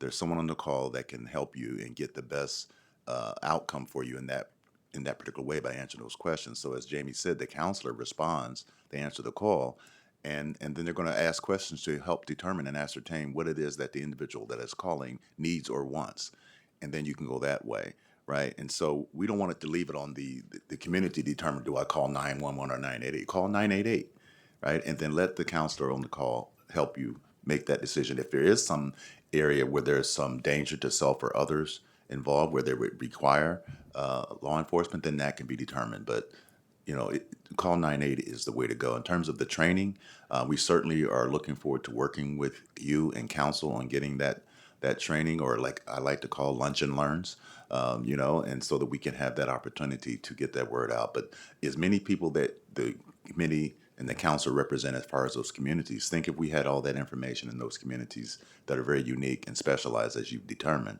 And so glad to work with you. We look forward to doing that in the future. Thank you. And I know Councilmember Mealy, you had some questions as well. Hi, yes, this is a great hearing in regards to that. Thank you. And when she said that the counseling, I'm kind of baffled also. If someone do call with the programs, someone to call, someone to respond, someone to go to, you say they go through a 13-day training, right? And they get a certificate? Or they just, with the training, they are able to handle someone in stress? Yeah, so the 13-day training is a new hire training, right, for the counselors. So it's provided by our contractor, the employer, Vibrant. It's not a statewide certificate. Oh, okay then. So how are you partnering with the churches in regards to this? Have you ever thought about partnering and trainings, some churches that they can have 988 response? Yeah, I think we can do more, right? We can always be spreading the word more. There's free materials out there in multiple languages already available in the state. Website with 988, right? Because it's the same number everywhere. That's one of the benefits of having a simple number. And as much as we can get those materials out and messengers talking about it in communities and faith settings, we welcome that. Really? How do you advertise it? Yeah, there's a statewide campaign right now with the State Office of Mental Health, had print ads, transportation, Transportation? media. Any local newspapers like Amsterdam? I know they used local news outlets. I'm not sure about that one. We could certainly do more. We've done public service announcements as well when we first made the shift 2 years ago. But we need to keep doing it, right? It's not to say because these things were done that's enough. I just want to point So out. how much is of your budget for advertisement in local I can't answer. communities? I don't have that number. I have the budget that I referenced. The 31 million is for the service delivery. But y'all do have a budget regarding advertisement to local communities, right? So council member, we don't have that number right now, but we'll have to I get back to really you on would that. love that because I concur with my colleague. If you go to a church right now and say, anyone, do y'all know 988? Half the church will not know. And that's a problem. So I implore you to see where your budget is. We have Our Time Press, Amsterdam News. We have to see where this city money is going. And it has to be fairly distributed to communities, different languages, to make sure the average person could just pick up a little paper like I do when I go to the laundromat. I could stay home, but I go to the public laundromat to see what's going on with the community. They could sit there and read it. That's where I read the Our Time Press, Caribbean News, to see everything that we are doing and the city is doing. And I have never saw an advertisement about 988 if you have someone in distress. And it's happening more and more. The police are being called and people are perishing. So this is a entity that we need out there, not later, right now. So I ask you, Chair, could we see where there is their budget? She say there is in a 31 million, but I would love to see how much it is. That if you need more, let us help you get more. That's what this city is about. So I thank you for your testimony. Thank you. Yeah, and to that point, there's folks like myself and others who can give you like a whole laundry list of ethnic media, for example, in multiple languages that would love to, I'm sure, partner with the city on this. And so if you need our help on that, I'm more than happy to share the list that we have as well. But yeah, I thank you, Councilmember Mealy, for bringing up those points because that's huge. And I have to say, back when I was at my previous nonprofit, we did a lot of the mental health first aid trainings with the faith-based organizations in the Asian community, and I was actually surprised pleasantly that because the first generation, I remember growing up, they would say, "Oh, just pray it away." Right? Like just keep praying harder. It's still good. It's still, yeah, still. But I was actually pleasantly surprised to see that a lot of the faith-based leaders there's a shift that's happening where they understand that there are certain things that are, mental health issues. And so I think, whatever we can do to outreach to different areas in the city and leaders in the community that have that trusted relationship with their community members, I think would be great to continue doing. So, okay. I think for the most part, that's it for me in terms of questions, but I really, really would suggest, because I see a lot of familiar faces of our awesome community partners that are here, who are experts in this much more than I am. So if you can stay to hear their concerns, I think that would be great. Because they have a lot of, as providers on the ground, they have a lot of legitimate things that they're seeing. So that would be great if you could stay. So we'll move into the public testimony, but thank you all for coming out.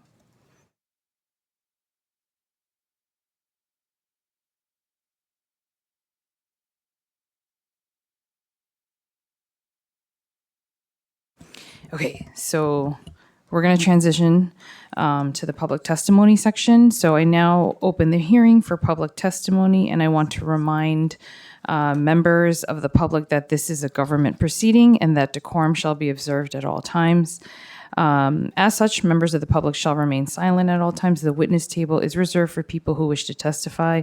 No video recording or photography is allowed from the witness table. Further, members of the public may not present audio or video recordings as testimony, but may submit transcripts of such recordings to the Sergeant at Arms for inclusion in the hearing record. If you wish to speak today at today's hearing, please fill out the appearance card if you have not done so with the Sergeant at Arms and wait to be recognized. And when recognized, you will have 2 minutes to speak on today's oversight topic and legislation. If you need to go over that a little bit, that's fine. I'm really bad at keeping time, as you guys know. Okay, And if you have a written statement or additional written testimony you wish to submit for the record, please provide a copy of that testimony to the Sergeant at Arms. And you may also email written testimony to testimony@council.nyc.gov within 72 hours of this hearing. Audio and video recordings will not be accepted. I think that's it, right? Okay.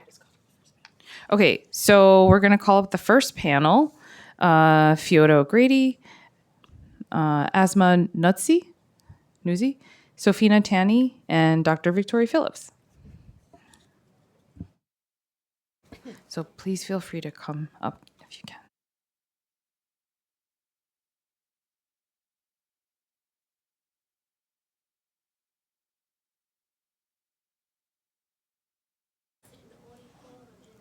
No, doesn't matter. And actually, two folks are not here yet, so you two can go first.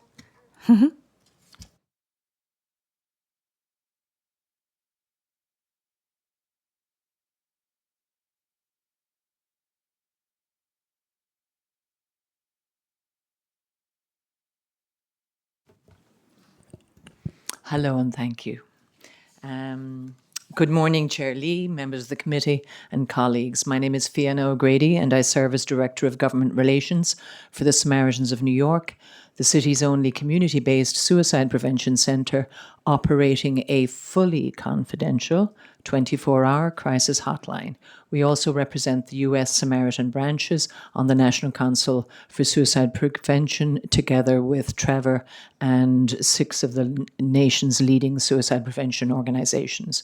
We appreciate the Council's focus on 988 today and urge you to pass all 3 proposed bills. The priorities of callers in New York City's diverse, multilingual population navigating our complex systems are very different from those in other parts of the country, yet vibrant as both the federal administrator and the operator of New York City's local 988 line must reconcile competing obligations.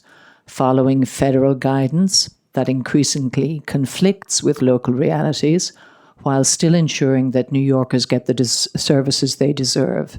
This dual role is fraught with conflict, and given the amount of public funding involved, rigorous and ongoing oversight is paramount, especially amid the fast-paced political shifts happening at the federal level.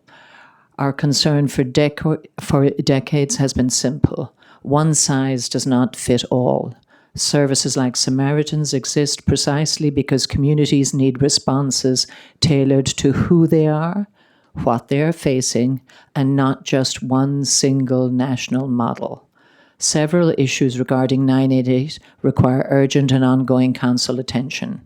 Transparency, clear public guidelines on how 988 interacts with callers, especially vulnerable populations targeted at the federal level, and though they say and advertise in large capital letters confidentiality, it's confidential only up to a point that public do not understand. Data accountability, clarity on what data is collected and how it's used. Are they tracking the needs of LGBTQ callers? Social contributors to suicidality, such as poverty, justice, involvement, immigration, racial discrimination. Data must reflect lived realities that can be used to guide our services. Equity, and then I'll finish, safeguards to ensure that no one is turned away or underserved, and that 988 remains accessible to those who need it most, who must be found, outreached, and served. And then I'd add number 4, please bring on the cheat sheets so that the public knows about what's the difference between Be Heard 911 versus 988. Thank you for today's opportunity. We're a city, we need to protect both the people who use 988 and the operations that make these services possible. I want to stress the stakes. When federal rules override local needs, it is the most vulnerable, the very people 988 was created to support, who bear the consequences. If we fail to safeguard equity, accessibility, those downstream impacts will ripple through our mental health and suicide prevention systems for years. And even though today they say that 870 callers only were in that high-end bracket. Those are 870 individuals with families, jobs, children who were transported perhaps against their will and who then couldn't go to collect their kids, who lost their job because they weren't there for 48 hours, and no one followed up to say, how did you do, even though the research shows that some people transported against their will suffer the consequences of that trauma for multiple years. Thank you. Thank you, Fiona. Peace and blessings, everyone. I just want to thank you, Chair, and all council members. Huh? Sorry, I'm sitting here. Oh, okay. I was wondering, I thought it was just drop the mic. No problem. Give me my time. I just want to thank you, Chair Lee, and all council members for being here and giving us the opportunity today to once again speak. I'm Chaplain Dr. Victoria A. Phillips. Everyone knows me as Dr. V, and I wear many hats in this city. But today I come to you as a peer. I'll come to you as a mental health professional, a crisis response chaplain, the director of community health and justice advocacy at the Women's Community Justice Association, and a leader of many task force and coalitions through this city that fight for people's rights. I just want to highlight a couple of things that was said today and make a few points. 24 teams in the city of us is not enough. Someone who was born in Brooklyn, I immediately thought, well, there's over 2 million of us in Brooklyn alone. So how can 24 teams be adequate for 5 boroughs? 6,600 from January to August. I challenged that number. If we adequately looked and we know that 1 out of 5 New Yorkers experiences a mental health concern, those numbers are false and faulty. We want the accurate numbers.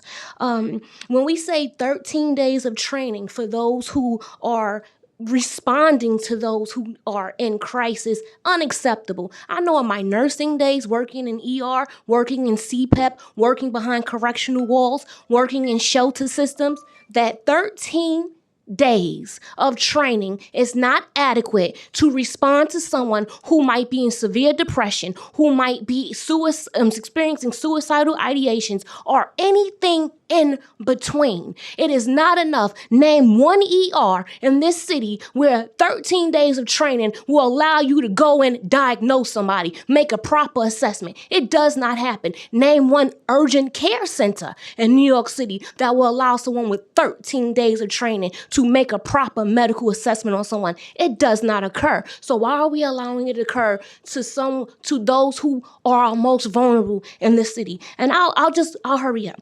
I want to say on the correctional side, Jimmy Avella, excuse me if I'm pronouncing his name wrong. I deal with a lot of people, and I want to highlight him. He was the last one who died in Department of Corrections custody, and I want to raise it because he died less than 24 hours of being in their custody, and he was known to have mental health concerns. And I want to compare him with Mr. Carter, who I've already put on the record many times before this council, who died within less than 72 hours of arriving in DOC's custody, who also was known by the city to have mental health concerns. And I want to highlight that the hospital system failed him upon discharge, the shelter system failed him upon discharge, the court system failed him when he was before them, and when he landed on Rikers Island, intake failed him to respond to his adequate needs. So why are we incarcerating those who have mental health concerns rather than treating them in the community? And we know those who are incarcerated with mental health concerns, 68% of them do not receive adequate mental health concerns. And I just want to finish up with saying I'm a peer who also has mental health concerns after my brain surgery, which is caused by Nycc. And I still show up and do this work. But I am tired of being a hamster on this wheel, fighting for my community residents in New York City, and this city is still falling short on how to serve us. And as an Army brat on domestic soil, everybody, regardless of tax bracket, regardless of the hue of their skin, are worthy of adequate medical care. And we need to raise up and understand that mental health and substance abuse and misuse are part of the DSM-5 for a reason. So stop shorting the people of New York. Stand up and give us the services that we need. Peace and blessings, everyone. I love the fire you bring every time, and you have such fire. And you have the sweetest smile afterwards. Peace and blessings. No, I appreciate your testimony, both of you, always, always, always, for speaking truth, and for bringing up a lot of the points that we also have concerns about. And one of the things I wanted to actually address that you brought up with the 13-day training, and I would like to also get feedback from DOHMH, is whether that's something that we can adjust in the contract with Vibrant, or if that's something I'd be curious to see if that can be brought up or addressed, because I think all of us sort of had that moment of 13 days reaction. So just wanted to put that in. So okay. And next we will have Samuel Aludo from BTA. Patrick Whale, Sophia Addison. So if you three can come up, that would be great. Thank you so much.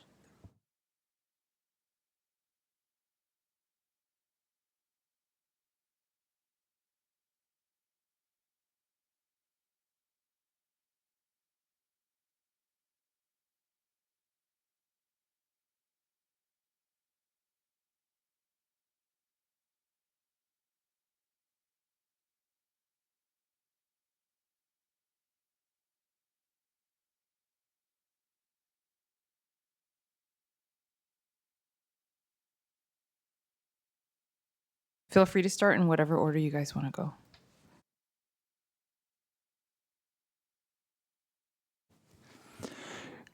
Good morning. My name is Samuel Ludo, and I'm the Director of Member Relations for BTEA. I would like to thank Chair Lee and members of the Committee on Mental Health, Disabilities, and Addiction for holding this important hearing. On behalf of our President Elizabeth Crowley and the entire board of the BTEA, we really appreciate your introduction of this bill and prioritizing the health and well-being of our workforce. The Building Trade Employers Association, the BTEA, represents more than 1,200 union construction managers, general contractors, and specialty trade subcontractors across New York City. Our members are union contractors who are leaders in construction safety, operating the safest job sites in the country. And sadly, we've seen firsthand the toll that the mental health and substance abuse crisis has taken on our workforce.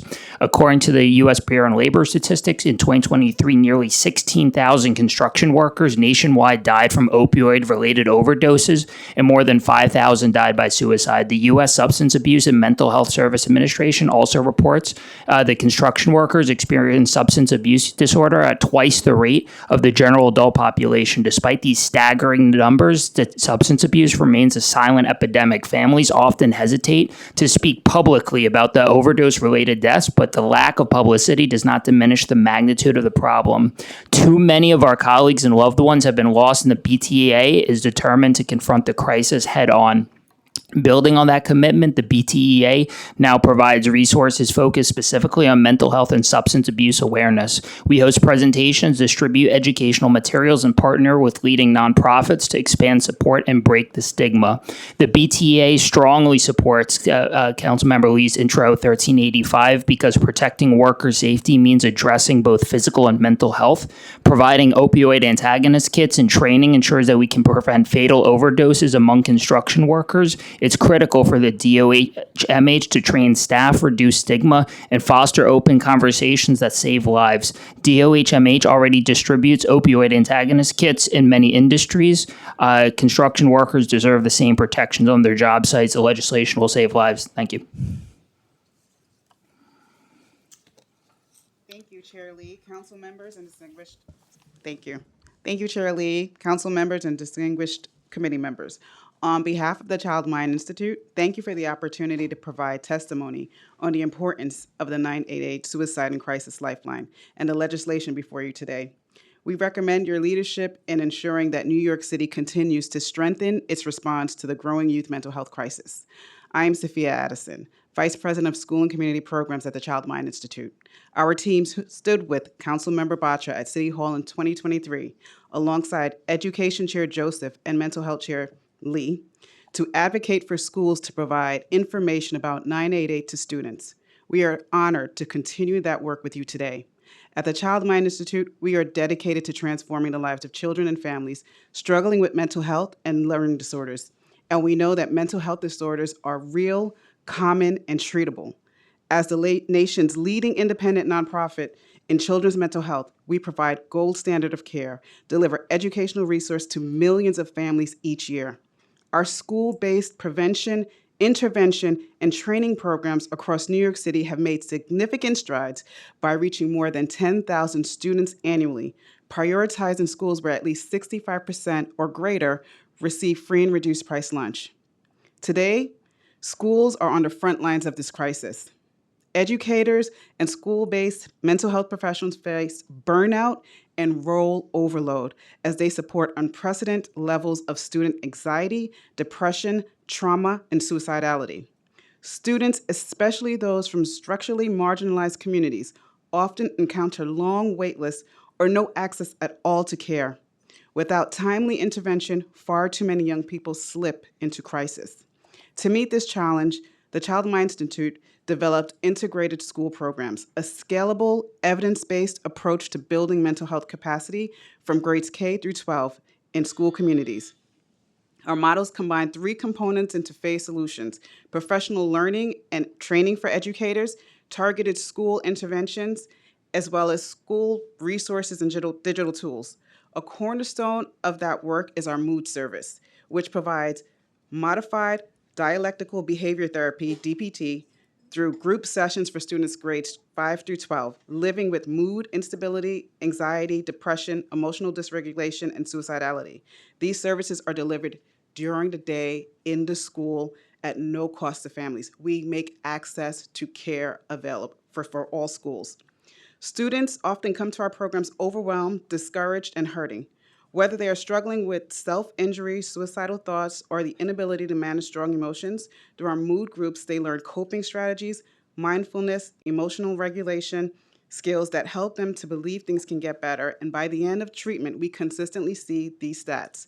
69% of students show clinically meaningful reductions in overall emotional regulation difficulties. 42% improved their clinical classifications on measures of depressive symptoms, and 69% increased their use of coping skills. We also have anecdotal tales and tell you the stories where kids are coming in, harming themselves, and leaving no longer doing that, as well as no longer having suicidal ideation. We know the care that we give in schools, we know it works. New York young people deserve more than survival. They deserve hope, skills, and the belief that things can get better. By investing in programs like the Mood Service and strengthening the 988 Lifeline, we can build a city where every child has timely, compassionate, and effective support. Thank you for the opportunity to testify. We again thank the Council for its ongoing support of mental health initiatives in schools and communities, and we look forward to continue building partnerships with you and other CBOs in the city. Thank you. Good morning, Chair Lee, members of the committee. I'm Patrick Whaley, Executive Director of the Association of Wall, Ceiling, and Carpentry Industries of New York. We at WCNC represent nearly 200 union signatory interior contractors responsible for much of the carpentry work across the city. I greatly appreciate the opportunity to testify in support of legislation that will address the tragic rate of suicide that is crippling the construction industry. It is common knowledge that construction work is inherently dangerous. The men and women who build our city regularly face risks that many of us do not, including falls from height, electrocution, struck by incidents, caught in between or against events, the list goes on. While these threats to their safety are real and require constant vigilance, there exists a crisis of greater significance that is not receiving nearly enough attention. Construction workers are dying of suicide at a rate far higher than any other occupation. Across America, construction workers are nearly 6 times more likely to die from suicide than from injuries resulting from all workplace hazards combined, including falls. 6,428 construction worker suicides in 2022 alone. In 2021, 22% of all male worker suicides occurred in construction. In New York City, 269 construction workers died of a drug overdose in 2020, more than twice of any other occupation. There are numerous factors that contribute to construction workers facing greater mental health challenges in the population as a whole. Males and veterans are heavily represented in the construction industry, and both have higher rates of suicide than the general population. It is common for many construction workers to travel wherever the work is, resulting in them being away from their families for long stretches of time. Additionally, there can be periods of job insecurity where furloughs are common and paid sick leave is a luxury. Finally, is the stress associated with inherently dangerous work. When injuries occur on a job, workers may be prescribed opioids, which can lead to addiction. What this all amounts to is a perfect storm of deeply troubling characteristics that lands squarely on the broad shoulders of our colleagues in construction and that cries out for government intervention. Only once a problem is clearly analyzed can it be solved, and this crisis of suicides in construction suffers from a lack of measurement. By requiring DOHMH to report annually on suicides, disaggregated by a number of variables, including occupation, Intro 1162 will allow us to better understand the significance of the problem in New York City, whether progress is being made to address it, and where to direct limited resources. Given the prevalence of opioid use and addiction in the construction industry, requiring naloxone to be available on larger construction sites that require licensed safety professionals, as provided by Intro 1385, has the great potential to save lives. Finally, OSHA 10 and OSHA 30 training is designed for construction workers to recognize and address the hazards that could be present in the work they do. It is centered around the Focus 4, which OSHA characterizes as the 4 most likely causes of injuries and fatalities. Despite suicide being nearly 6 times more likely than the fatalities resulting from all the Focus 4 topics combined, suicide is not included among the Focus 4 training, and therefore not sufficiently addressed in OSHA 10 and OSHA 30 training. Reso 1049 is a good step toward correcting the enormous missed opportunity by equipping construction workers across the country with mental wellness training that will help keep them safe and productive. I thank you very much for taking on this critically important issue and hope the council will move on this legislation expeditiously, and I thank you for the opportunity to testify.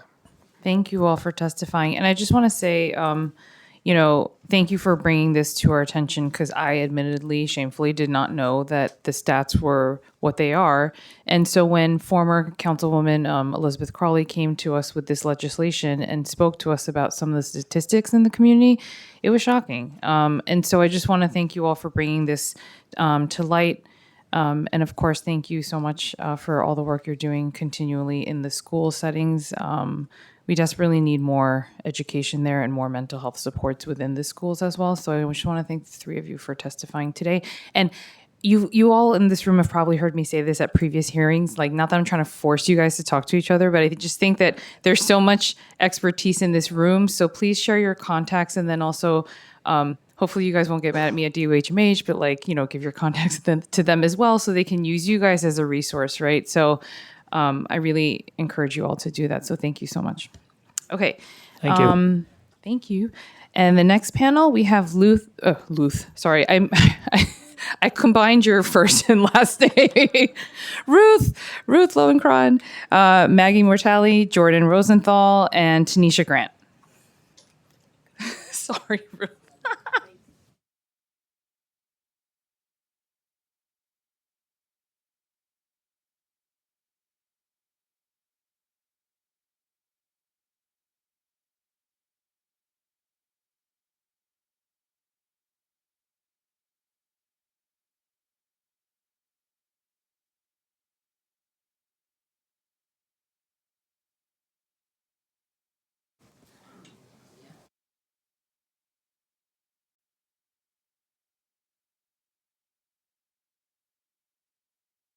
Okay, feel free to start whenever you're ready, in any order you want to go in.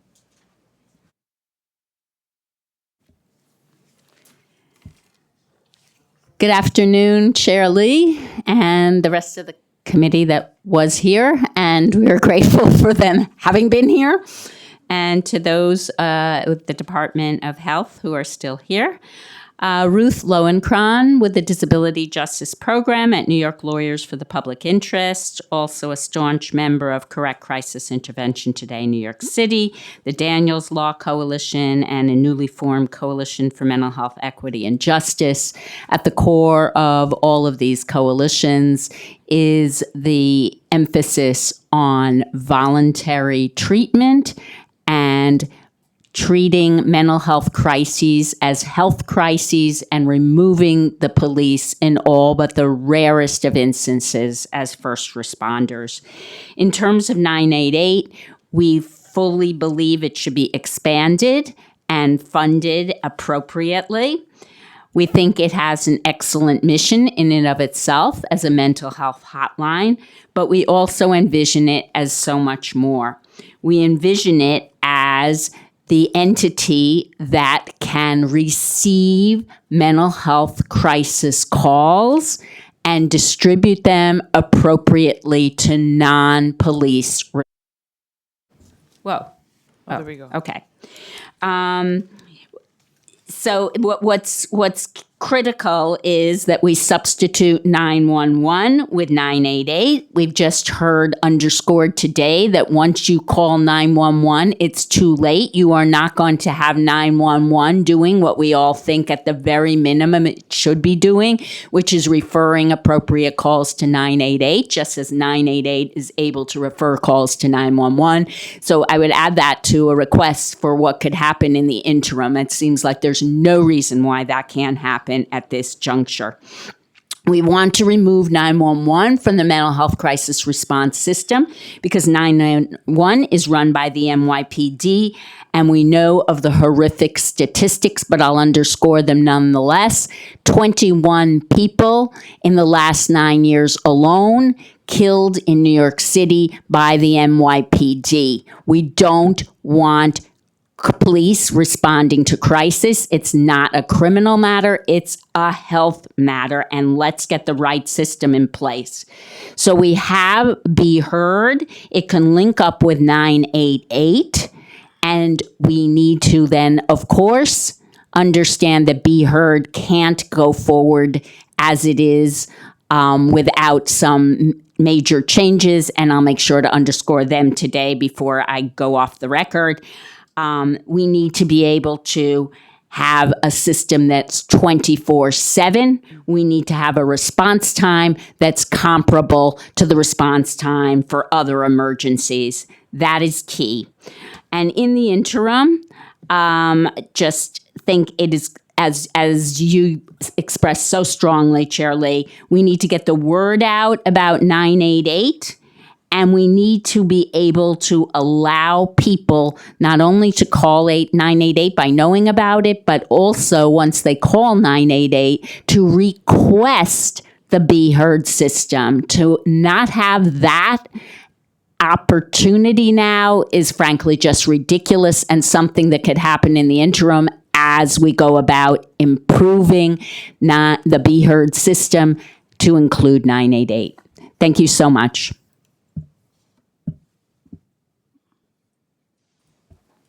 Hi, good afternoon, I guess now. It's not morning.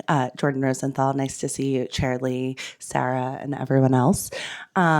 So I'm going to go off script and kind of answer some of your questions, Chair Lee, that you proposed earlier. So first off, you cannot request Be Heard. Be Heard is only dispatched through 911. Part of what this panel and me and my colleagues are offering you is that there should be interoperability between 911, 311, and 988. So right now, those systems can't talk to each other, and that's really a problem.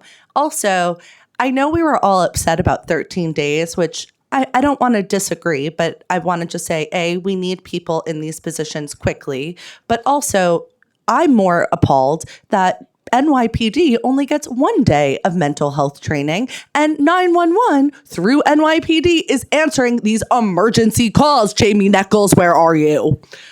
So anyway, moving on. Point of that being, like, why it just doesn't make sense that 988 isn't integrated into the system, right? Also, the whole discussion of emergency versus urgent services is really taking us away from someone in crisis. Instead of arguing, is this person in emergency crisis or urgency crisis, you need to just dispatch someone. And having a mobile crisis team, which they said 3 hours, that's a joke. That does not happen. You're lucky if you get a response in 24 hours. 48, according to Dr. B, which I would also agree with. And lastly, what I just want to say is we talked about funding and, promotion for 988. No one knows what 988 is. No one. I challenge the city to link up with your partners at the MTA to actually create funding, or not funding streams, but create PSAs. You just literally paid all this money for Cardi B to say, pay your fare. Why can't she say, call 988? There's no reason that we are shouldn't be utilizing these resources that are at our fingertips. There are ways to make this much more broader in reach, and I yield my time.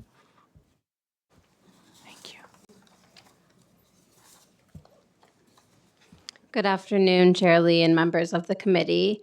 My name is Maggie Mortali, and I serve as the CEO of NAMI New York City, the National Alliance on Mental Illness. I'm also a peer, and I'm a member of the steering committee for CCIT of New York City. For more than 40 years, NAMI New York City has provided free, peer-led education, advocacy, and support that really reflect the diversity of our city. And before turning to the topic of today's hearing, I want to affirm NAMI NYC's support for Intro 1162. This would require annual reporting on suicides by demographic and geography.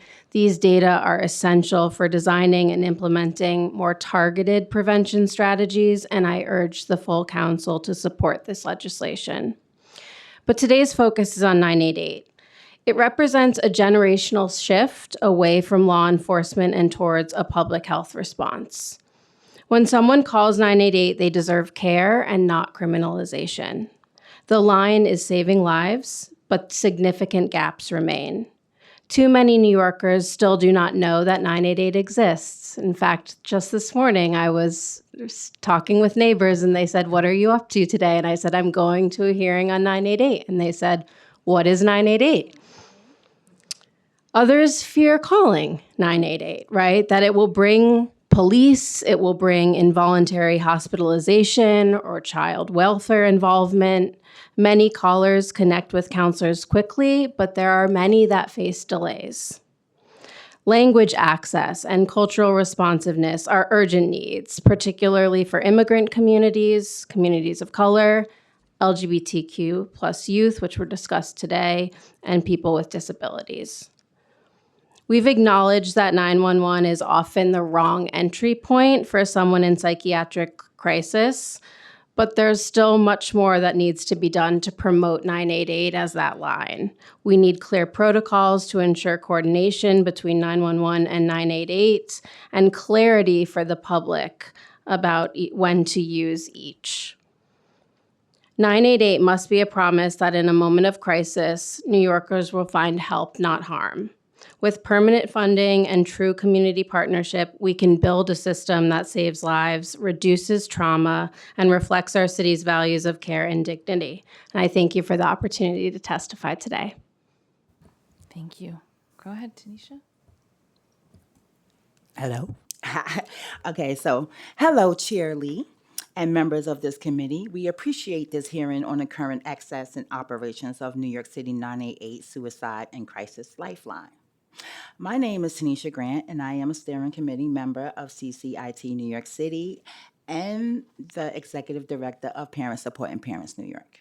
I am also a person who suffers and lives with mental health illnesses. Plainly put, 988 should be fully funded.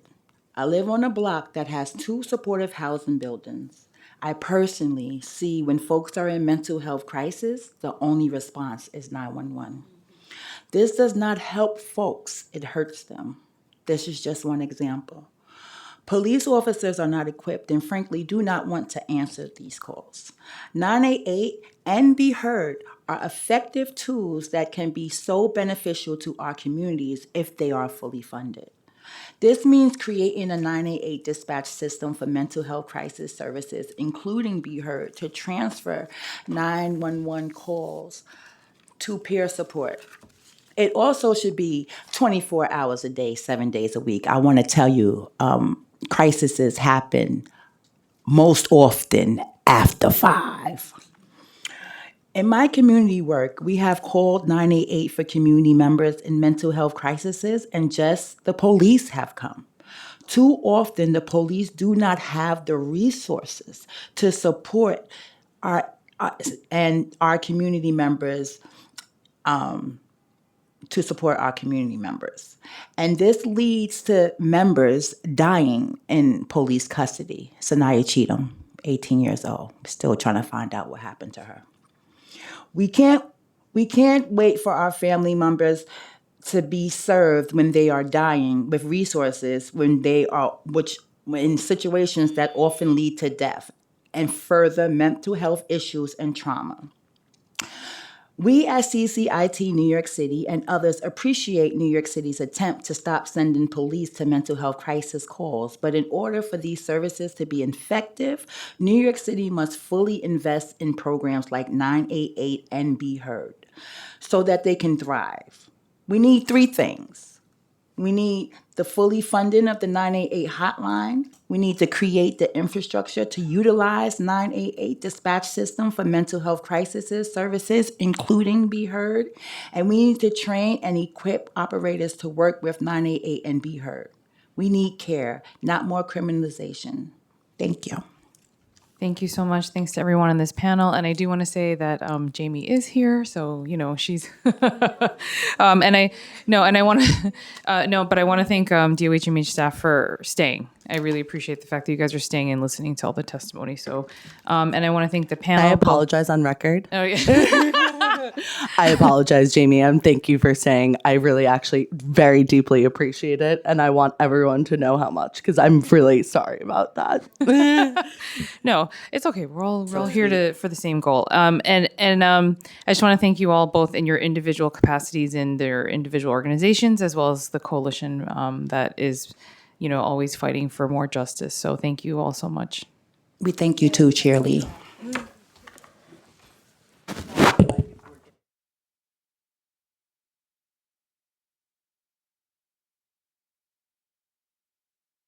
Oh, right. Next panel.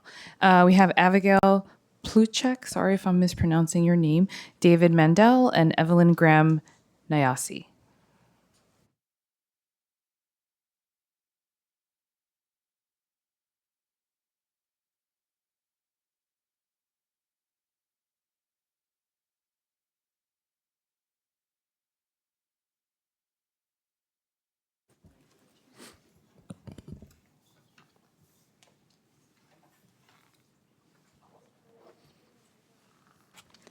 Okay, feel free to start whenever you're ready.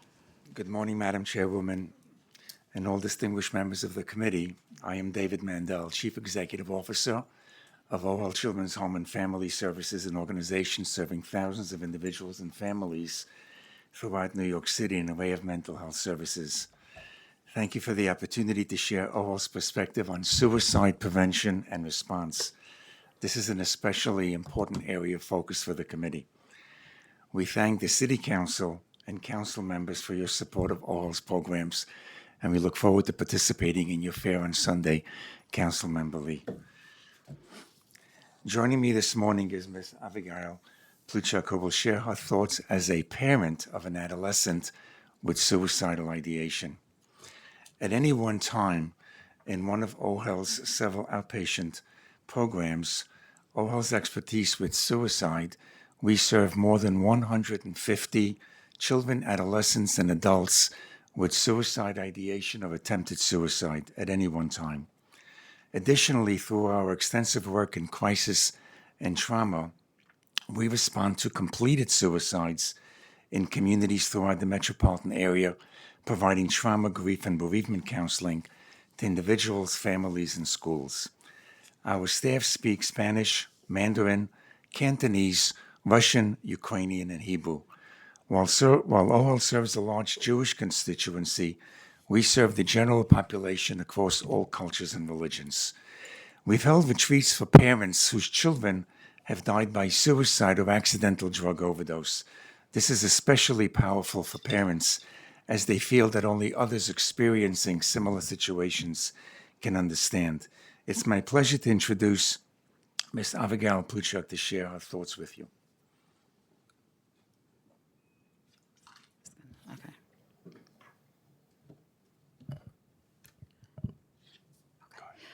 Good afternoon, Chairwoman Lee and members of the committee. My name is Abigail, and I live in Brooklyn, New York. Like Dr. V, I wear many hats. Professionally, I've been a practicing occupational therapist for more than 20 years, graduating from Downstate Medical Center, and more recently, I completed a second master's degree in social work. In my personal life, I am a mom. One of my children struggles with major depression and at times with a desire to continue living. I'm here to share my personal experience, what it was like to struggle to access high quality, timely services for our child here in New York. I'm here to share the pain and fear that our family felt when terrified for the life of our child. I am here to share from personal experience that families need an incredible amount of support, truly like oxygen every single day, in order to remain strong enough to fight the uphill battle of finding and managing their loved one's care while at the same time taking care of all other responsibilities. I appreciate the opportunity to speak with you this morning and hope my shared experience can help in some way with legislation and services for those struggling with wanting to live. I had always considered myself strong and self-reliant, yet when my child began to seriously struggle, I was floored. I could never have imagined the level of terror I would feel, nor the depth of support I would need. It was as if I was living in the world, but not really living in it. You actually never really know where you're going to be, what you're going to be doing, or how your day schedule is going to go, because at any moment you may get a call. Your child is in crisis and you will need to drop everything. You don't talk to people, you don't have the time or energy, and even though others may care, they can't truly understand the fear of coming home and wondering whether to first make dinner or to first check if your child is still alive. And so you are left profoundly alone. For me, the duality of functioning in everyday life while carrying this terror and anxiety hand in hand was nearly unbearable. Our teen struggles began in adolescence, rooted in the isolation experienced during COVID. When our child felt unsafe with herself at home, she was briefly hospitalized.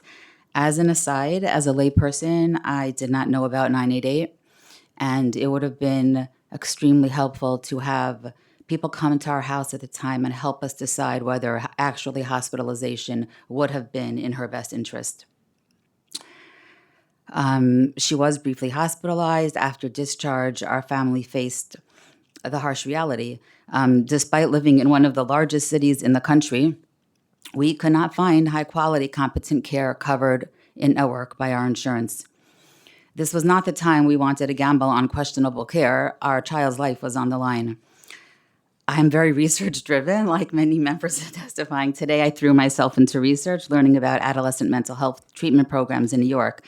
I was confused at the minimal available choices for specialized, cohesive, and all-encompassing adolescent treatment.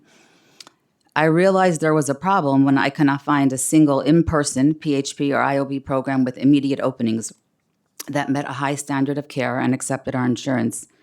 I realized there was a problem when the lack of available services actually made me feel as though my child was the only teenager in New York struggling in this way. And I knew there was a problem when we finally sent her to a residential program in California, only to find that many of the teens there were also from New York. Our solution, imperfect though it was to cobble together our own individualized treatment path for our daughter, finding the right people and programs, piecing it together, resource by resource, expert by expert. Slowly, we built a circle of care, tightening it bit by bit, with love, skill, and support, and refining it. This is still our journey today. As parents, we learn things that no one had ever taught us. To give our child the best chance at recovery, we had to learn the same skills they were being taught so we could support them in real time. We had to work on ourselves, managing our own anxiety, cleaning up our side of the street, attaining higher levels of emotional wisdom so that we could be the safe, steady, and clear mirror that she needed. We had to become the space in which our child could co-regulate without our own issues getting in the way of her healing. My own journey led me to complete an additional master's in social work with my personal commitment to up-leveling mental health care for families in New York. Because as the saying goes, nothing changes if nothing changes. I'm here today to say we must do more for those who struggle to want to remain living in this world. We need to be intentional, and we need to collaborate, all of us, and we need to build strong circles of help and hope. We need more excellent programs in the city, ranging from high-quality prevention, community-based services, to PHPs, IOPs, inpatient care, and community reintegration. A special concern is the insurance companies. We need insurance companies to be challenged to cover the gold standard of care, including longer treatment durations that research has proven to affect lasting change, and coverage that does not require families to battle every step of the way to get the treatment paid for. It is no exaggeration for me to say that I have spent literally hundreds of hours on the phone with our insurance company, hours that were needed elsewhere. If I had to name a strong takeaway for you today, it would be this. We as parents and family members carry a heavy burden of stress, fear, and trauma in response to our child's struggles, and we need support.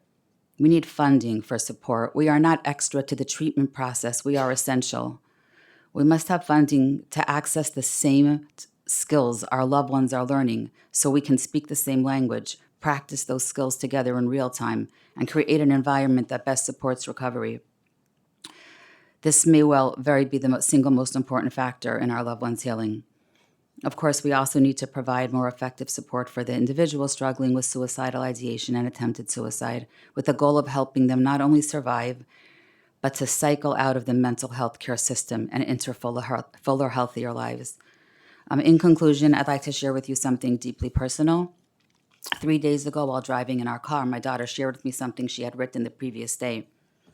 Before I read it to you, I'd like to share something she wrote 3 years ago on a paper I keep in my wallet. I don't really know why.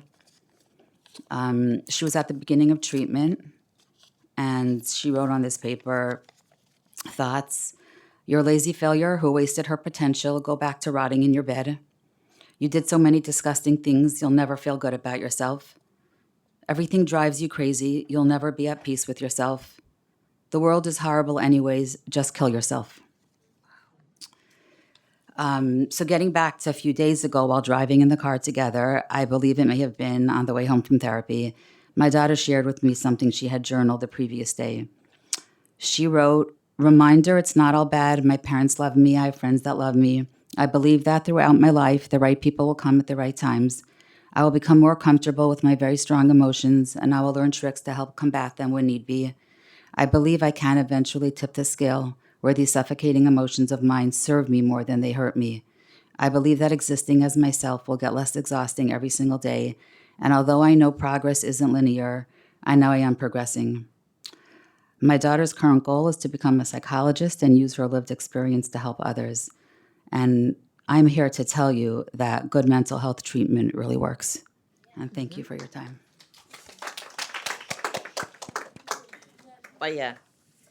Sorry, I didn't follow the rules. Go ahead. Good afternoon, everyone. Hi, my name is Evelyn Graham Nycc. Thank you, Chairman Lee, and members of the Mental Health, Disabilities, and Addiction Committee. As an African-American woman who has lived with bipolar depression for 34 years, I hadn't been hospitalized for 25 years until one evening when there was a knock at my door, and when I answered the door, there were 8 to 9 police officers in my small hallway with guns. An officer told me that someone in my home had called 911 and said that I had a knife.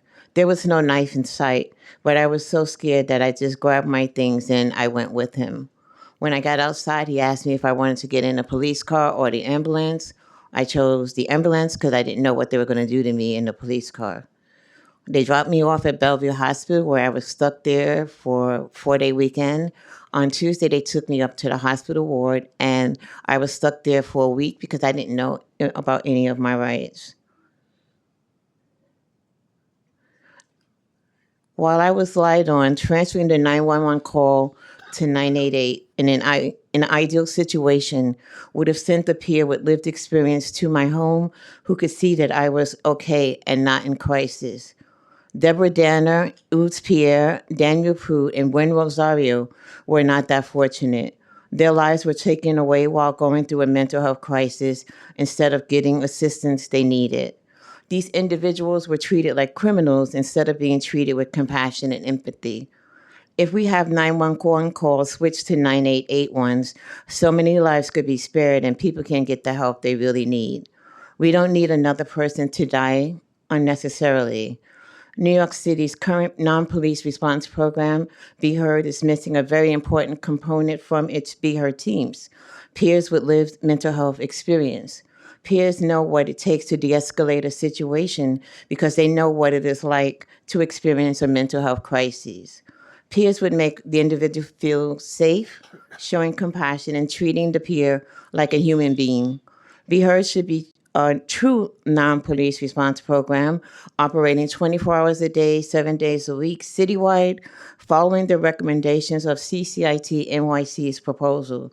The creation of New York City's non-police response program included CCIT NYC and other stakeholders, but New York City did not add peers to the Be Heard team. Peers are a very important part of crisis response teams because they know what it is like to have a mental health crisis. Their presence would de-escalate the situation and make the peer feel safe and supportive. We should not continue to spend more money on police overtime because that doesn't help the situation at all. The overtime money can go towards an overhaul of the Be Heard team and housing and wraparound services for individuals who are experiencing a mental health crisis. Peers must be placed on the Be Heard teams. Peers know how to assist someone going through a mental health crisis, and that's what people really need. Thank you. Thank you all for sharing your testimony and addressing and saying so eloquently what your experiences were. Very much appreciated. And I just wanted to echo your sentiments on the peer supports, which is why we included it in the roadmap on the first stop of the mental health roadmap, because it's important. I was lucky enough to be on the board of NAMI New York City for about 9 years, where we learned a lot more about the peer support and peer-to-peer services. And even in places like the mental health treatment courts, the veterans treatment courts, we need more peers there to be able to identify and help folks versus going to jail. So I really appreciate all the work you're doing. And thank you so much for sharing your testimony and your insight as a parent as well as a professional. So Thank you. Thank you all. As an aside, the crisis was after 8 p.m. with our Yeah, daughter. see? Yes. Yep. Thank you very much. Okay. And next we have Sofina Tani, Alyssa Valentin, Carrie Vicio, and Christopher Leon Johnson.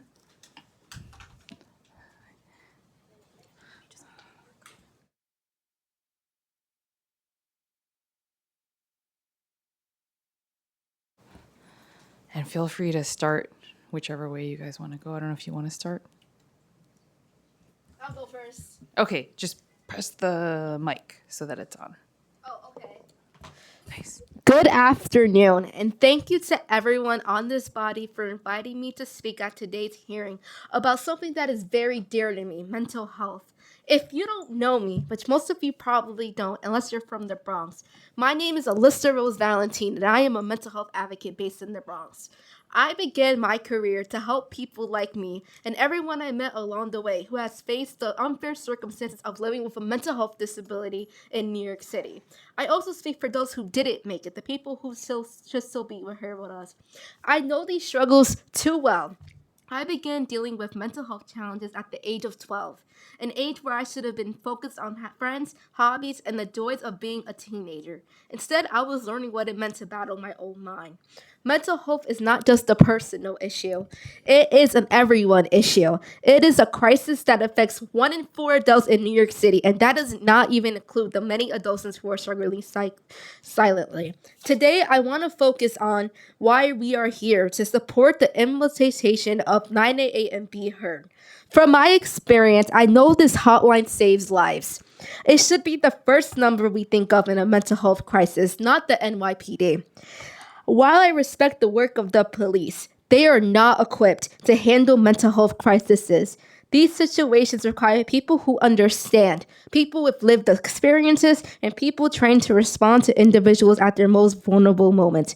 That's why Be Heard, the Behavioral Health Emergency Assistance Response Division, is so important. Since 2021, they have shown their dedication to helping people like me, ensuring that those in crisis are truly heard. Their work proves that when people in crisis are met with compassion and care rather than handcuffs, outcomes are better for everyone. It took me a long time to understand that mental health struggles don't make you less than.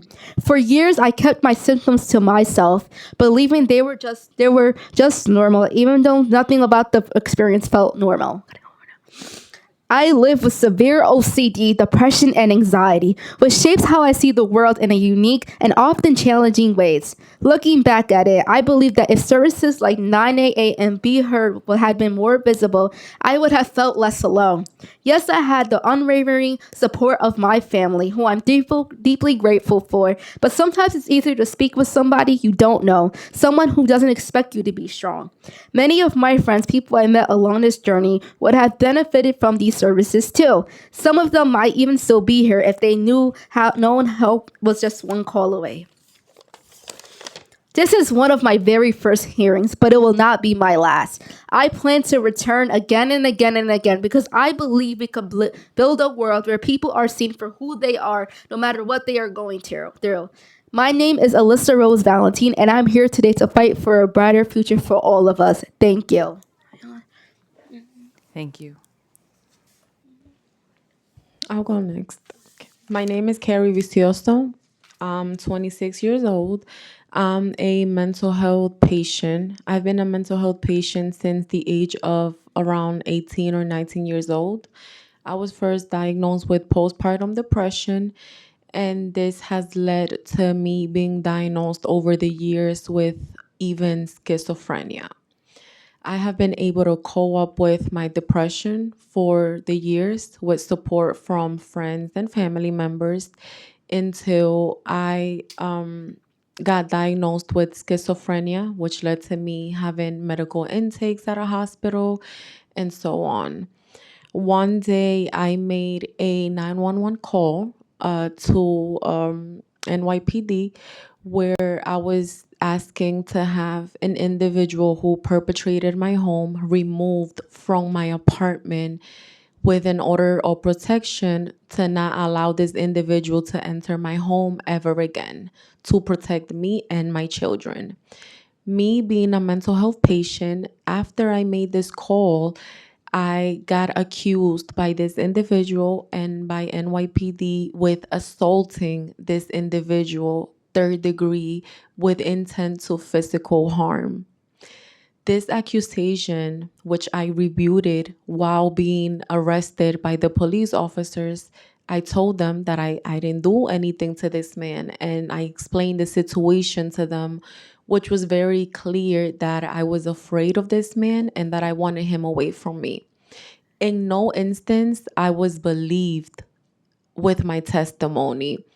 I was incarcerated at a hospital with handcuffs in my arms and in my legs for 5 days with an intake at a hospital.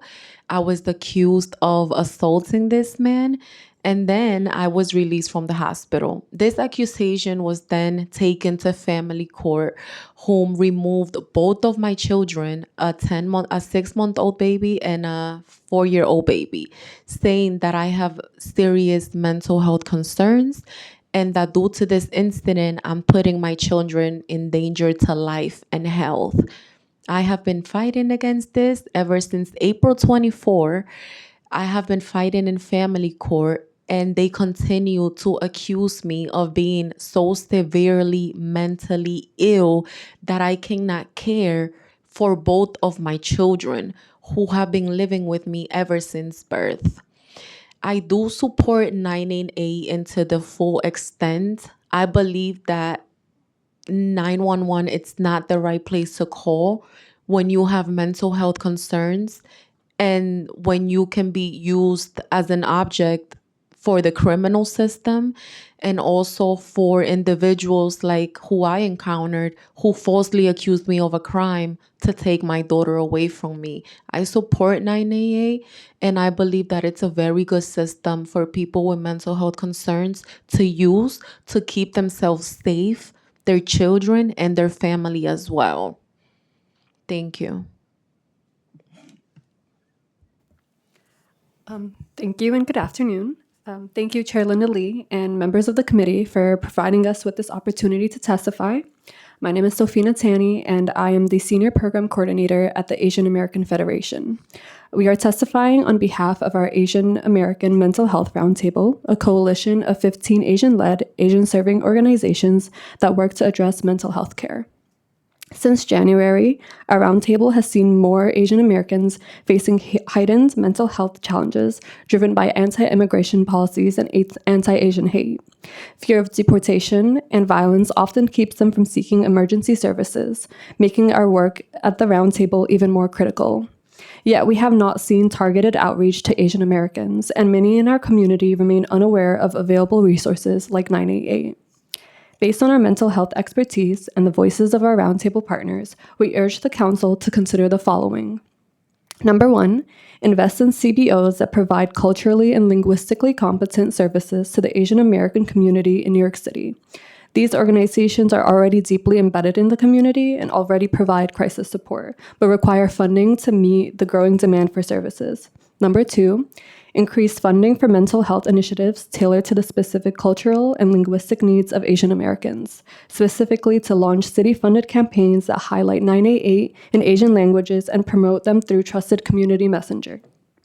We'd also like to prioritize restoring funding for the LGBTQIA plus Youth Lifeline so that LGBTQIA plus Asian New Yorkers receive the care they need from linguistically and culturally competent crisis workers. Lastly, we'd like to invest in linguistically and culturally competent mental health workforce, recruit interpreters with linguistic and cultural competency to work with Asian clients, and thereby decreasing reliance on language line, ensure interpreters receive medical interpreter training and provide them with mental health support to address the trauma incurred on the job, and finally, expand the number of languages available via chat and text platforms. Thank you for the opportunity to testify. More information can be found in our written testimony, and we look forward to working with you on these initiatives to support our community. Yeah, hello, Chair Lee. My name is Christopher Leon Johnson. Before I know a little off topic, you should jump on intro 1391 for the security guard bill. Why you not on that bill? That was a bill that was introduced by the Speaker of the City Council. I'm surprised he didn't jump. I know it's kind of off topic, but 1391 is for the security guard bill. That was at the press conference yesterday with Dr. BJ. I'm on it. I don't see you on the list. Okay. Sorry about that. So, but going forward, I support everything here. I want to show support for Resolution 1049 when it comes to implementing mental health training inside the OSHA 10 and 30. I want to know where's the other nonprofits that so-called advocate on immigrant rights, construction rights like Lo Camena and Worker Justice Project, and they're not here. Why they not showing support for this? This is surprising. But I support that resolution. But I want to talk about 988 quickly. I believe that the city council needs to make a separate agency for 988 while making sure that the NYPD is not really involved. This need to start with the schools because I've been growing up all my life knowing that if I got an issue, call 911. I think that the city council need to mandate the school system, the Department of Education, to tell the children if they have an issue, call 988 instead of 911 for mental health things. This should be part of the curriculum. This should be like a thing mandated inside the school system. I can go on all day. I know I have like 25 seconds, but I'm here to show my support. And by the way, I'm here to show my support for Intro 1385. I used to work on a construction site as a security guard as a shop steward with 30 BJ. And I seen this happen many times of guys getting fired because they been on the drugs. So I think that when you start giving these guys the proper help, these guys will stop doing what they do when it comes to doing the drugs on the site. And I think that the city council needs to start really cracking down on these labor unions because a lot of them are complicit in this because they do a lot of cover-ups for certain members that come out here. You'd be surprised that advocate on the behalf of these unions, but they be the main ones breaking all the laws when it comes to drug use and stuff like that. So I think that the city council needs to start cracking down on these unions more than what goes on the non-union people that do this stuff. I know I'm kind of on my time, but one more thing about Intro 1162, why the reason I believe this bill, I appreciate it, but I think it's just too sensitive. When it comes to suicide, it's a real sensitive topic. I don't think that families in the city want their family members to know, like their dirty business to be out there with the public.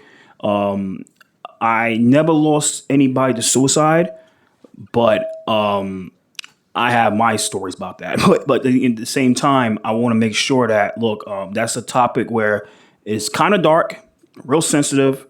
That should not be out in the public. That should be off the record. My thing about suicide is like, look, if you have those thoughts, like you got to seek help. But that type of stuff should not be on a platform like a city council public platform where it should be broadcasted. And trust me, you don't know what people go through. Yeah, but this shouldn't be broadcasted on a government platform on NY25 like this type of bill. This should never been introduced in city council, and I hope it doesn't go through. So that's all I gotta say. Thank you so much.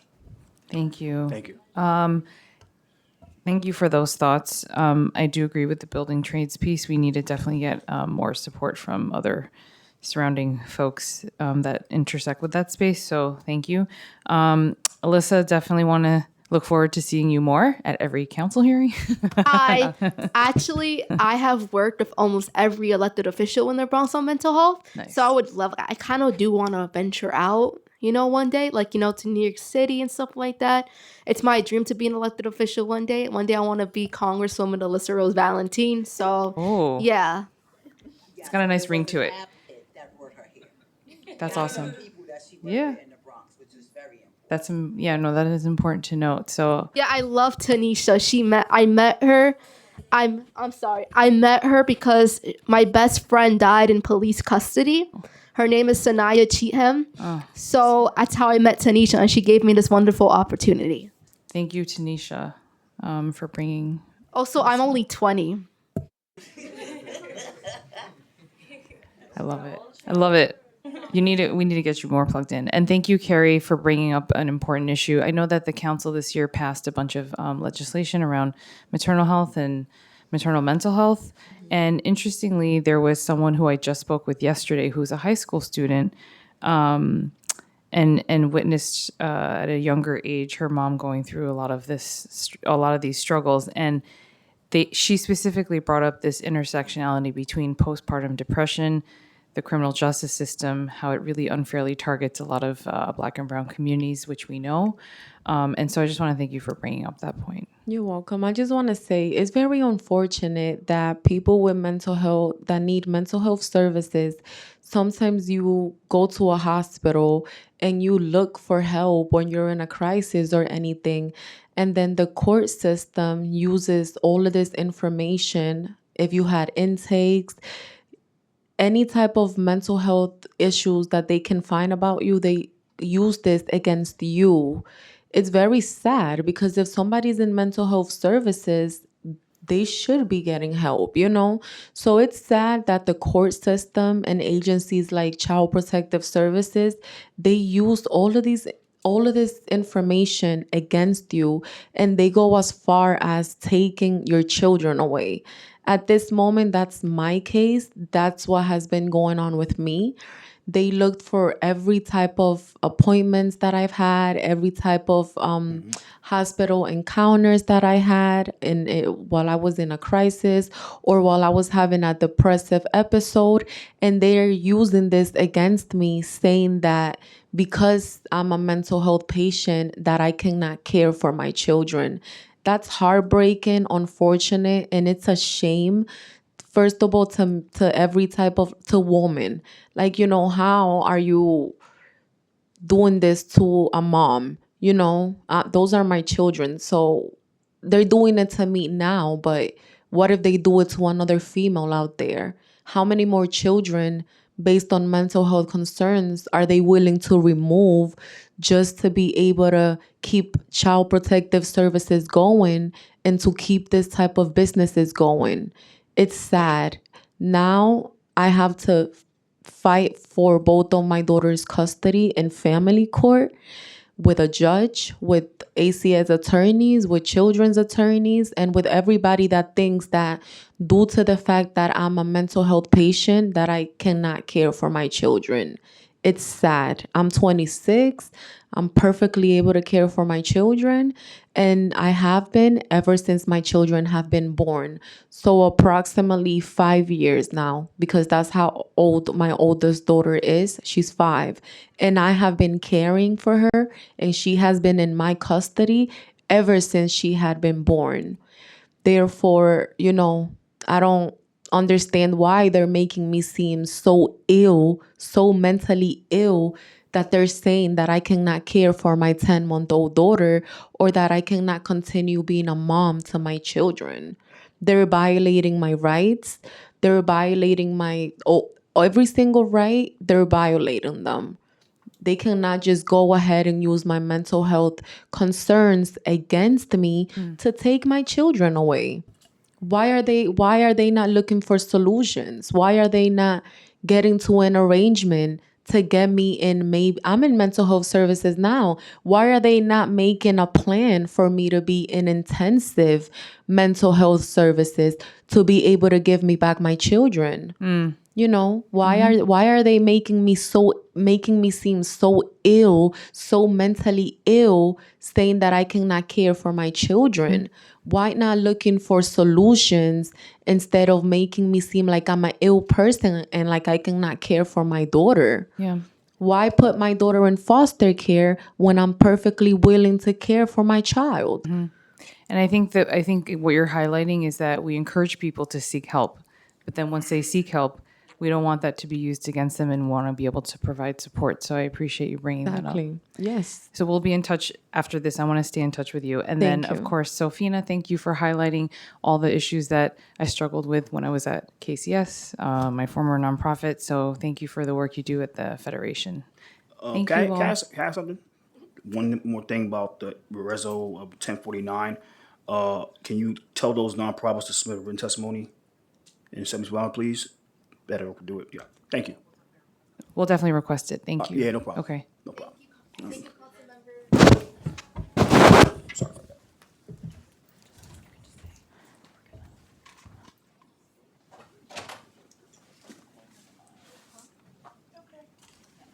Okay, so we're going to switch over to the Zoom testimonies. We have a couple.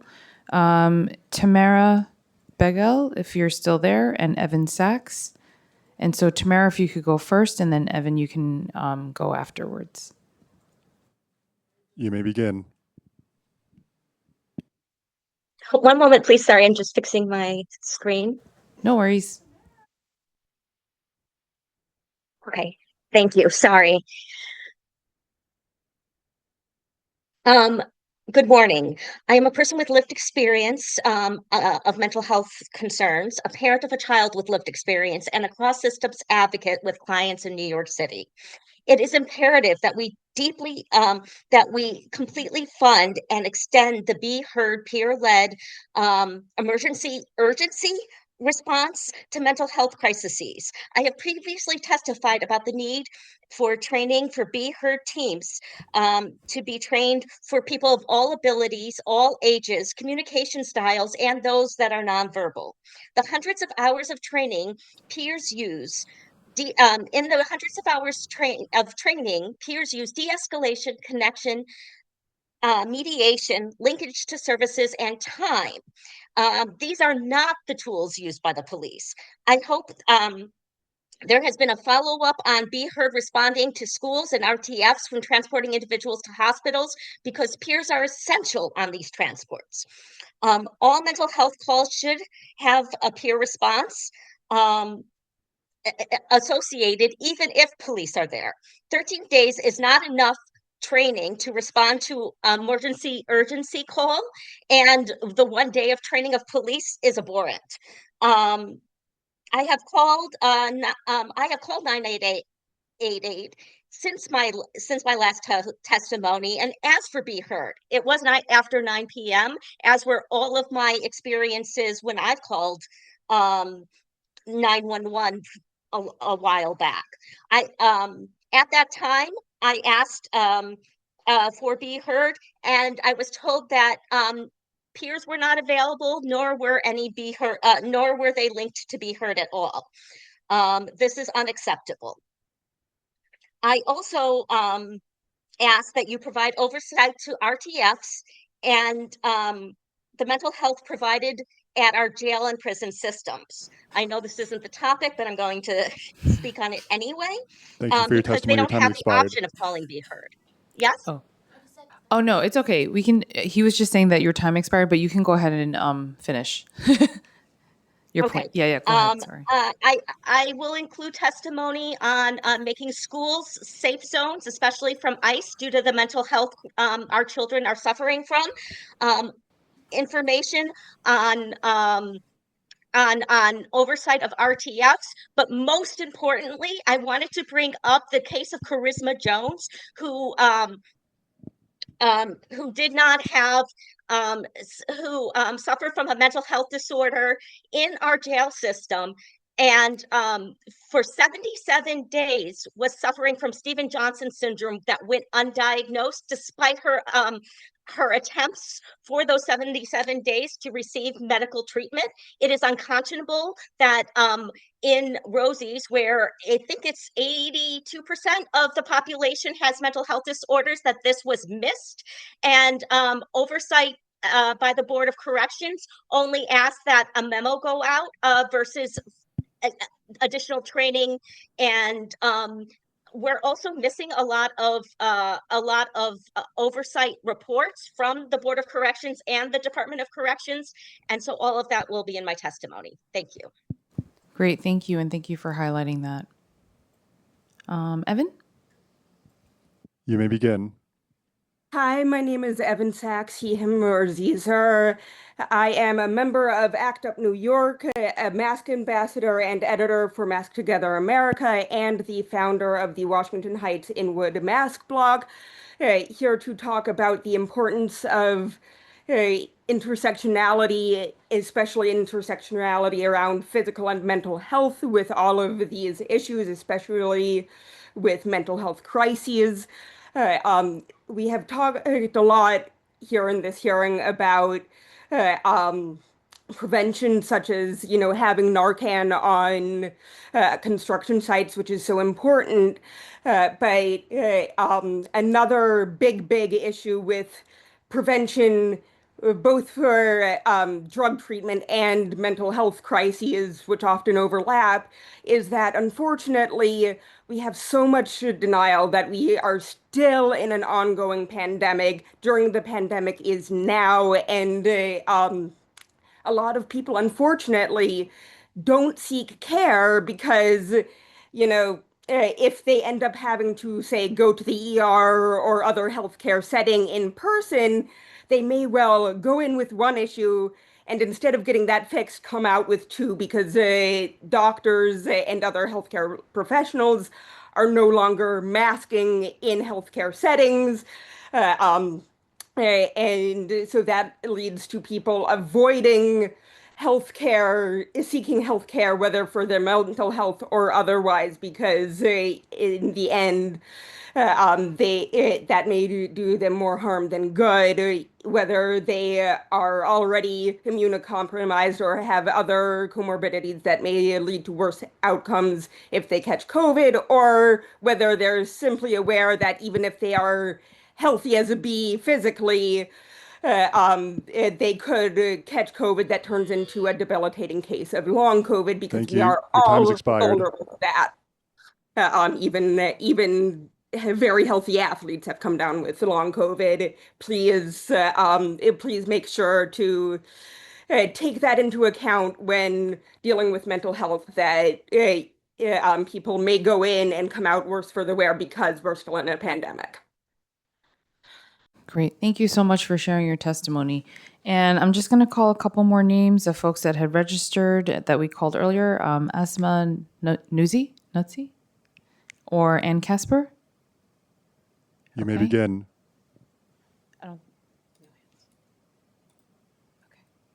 Okay, so I don't know if they're. I don't think they're here. Okay. Okay. And is there anyone else who wants to testify that didn't get a chance to?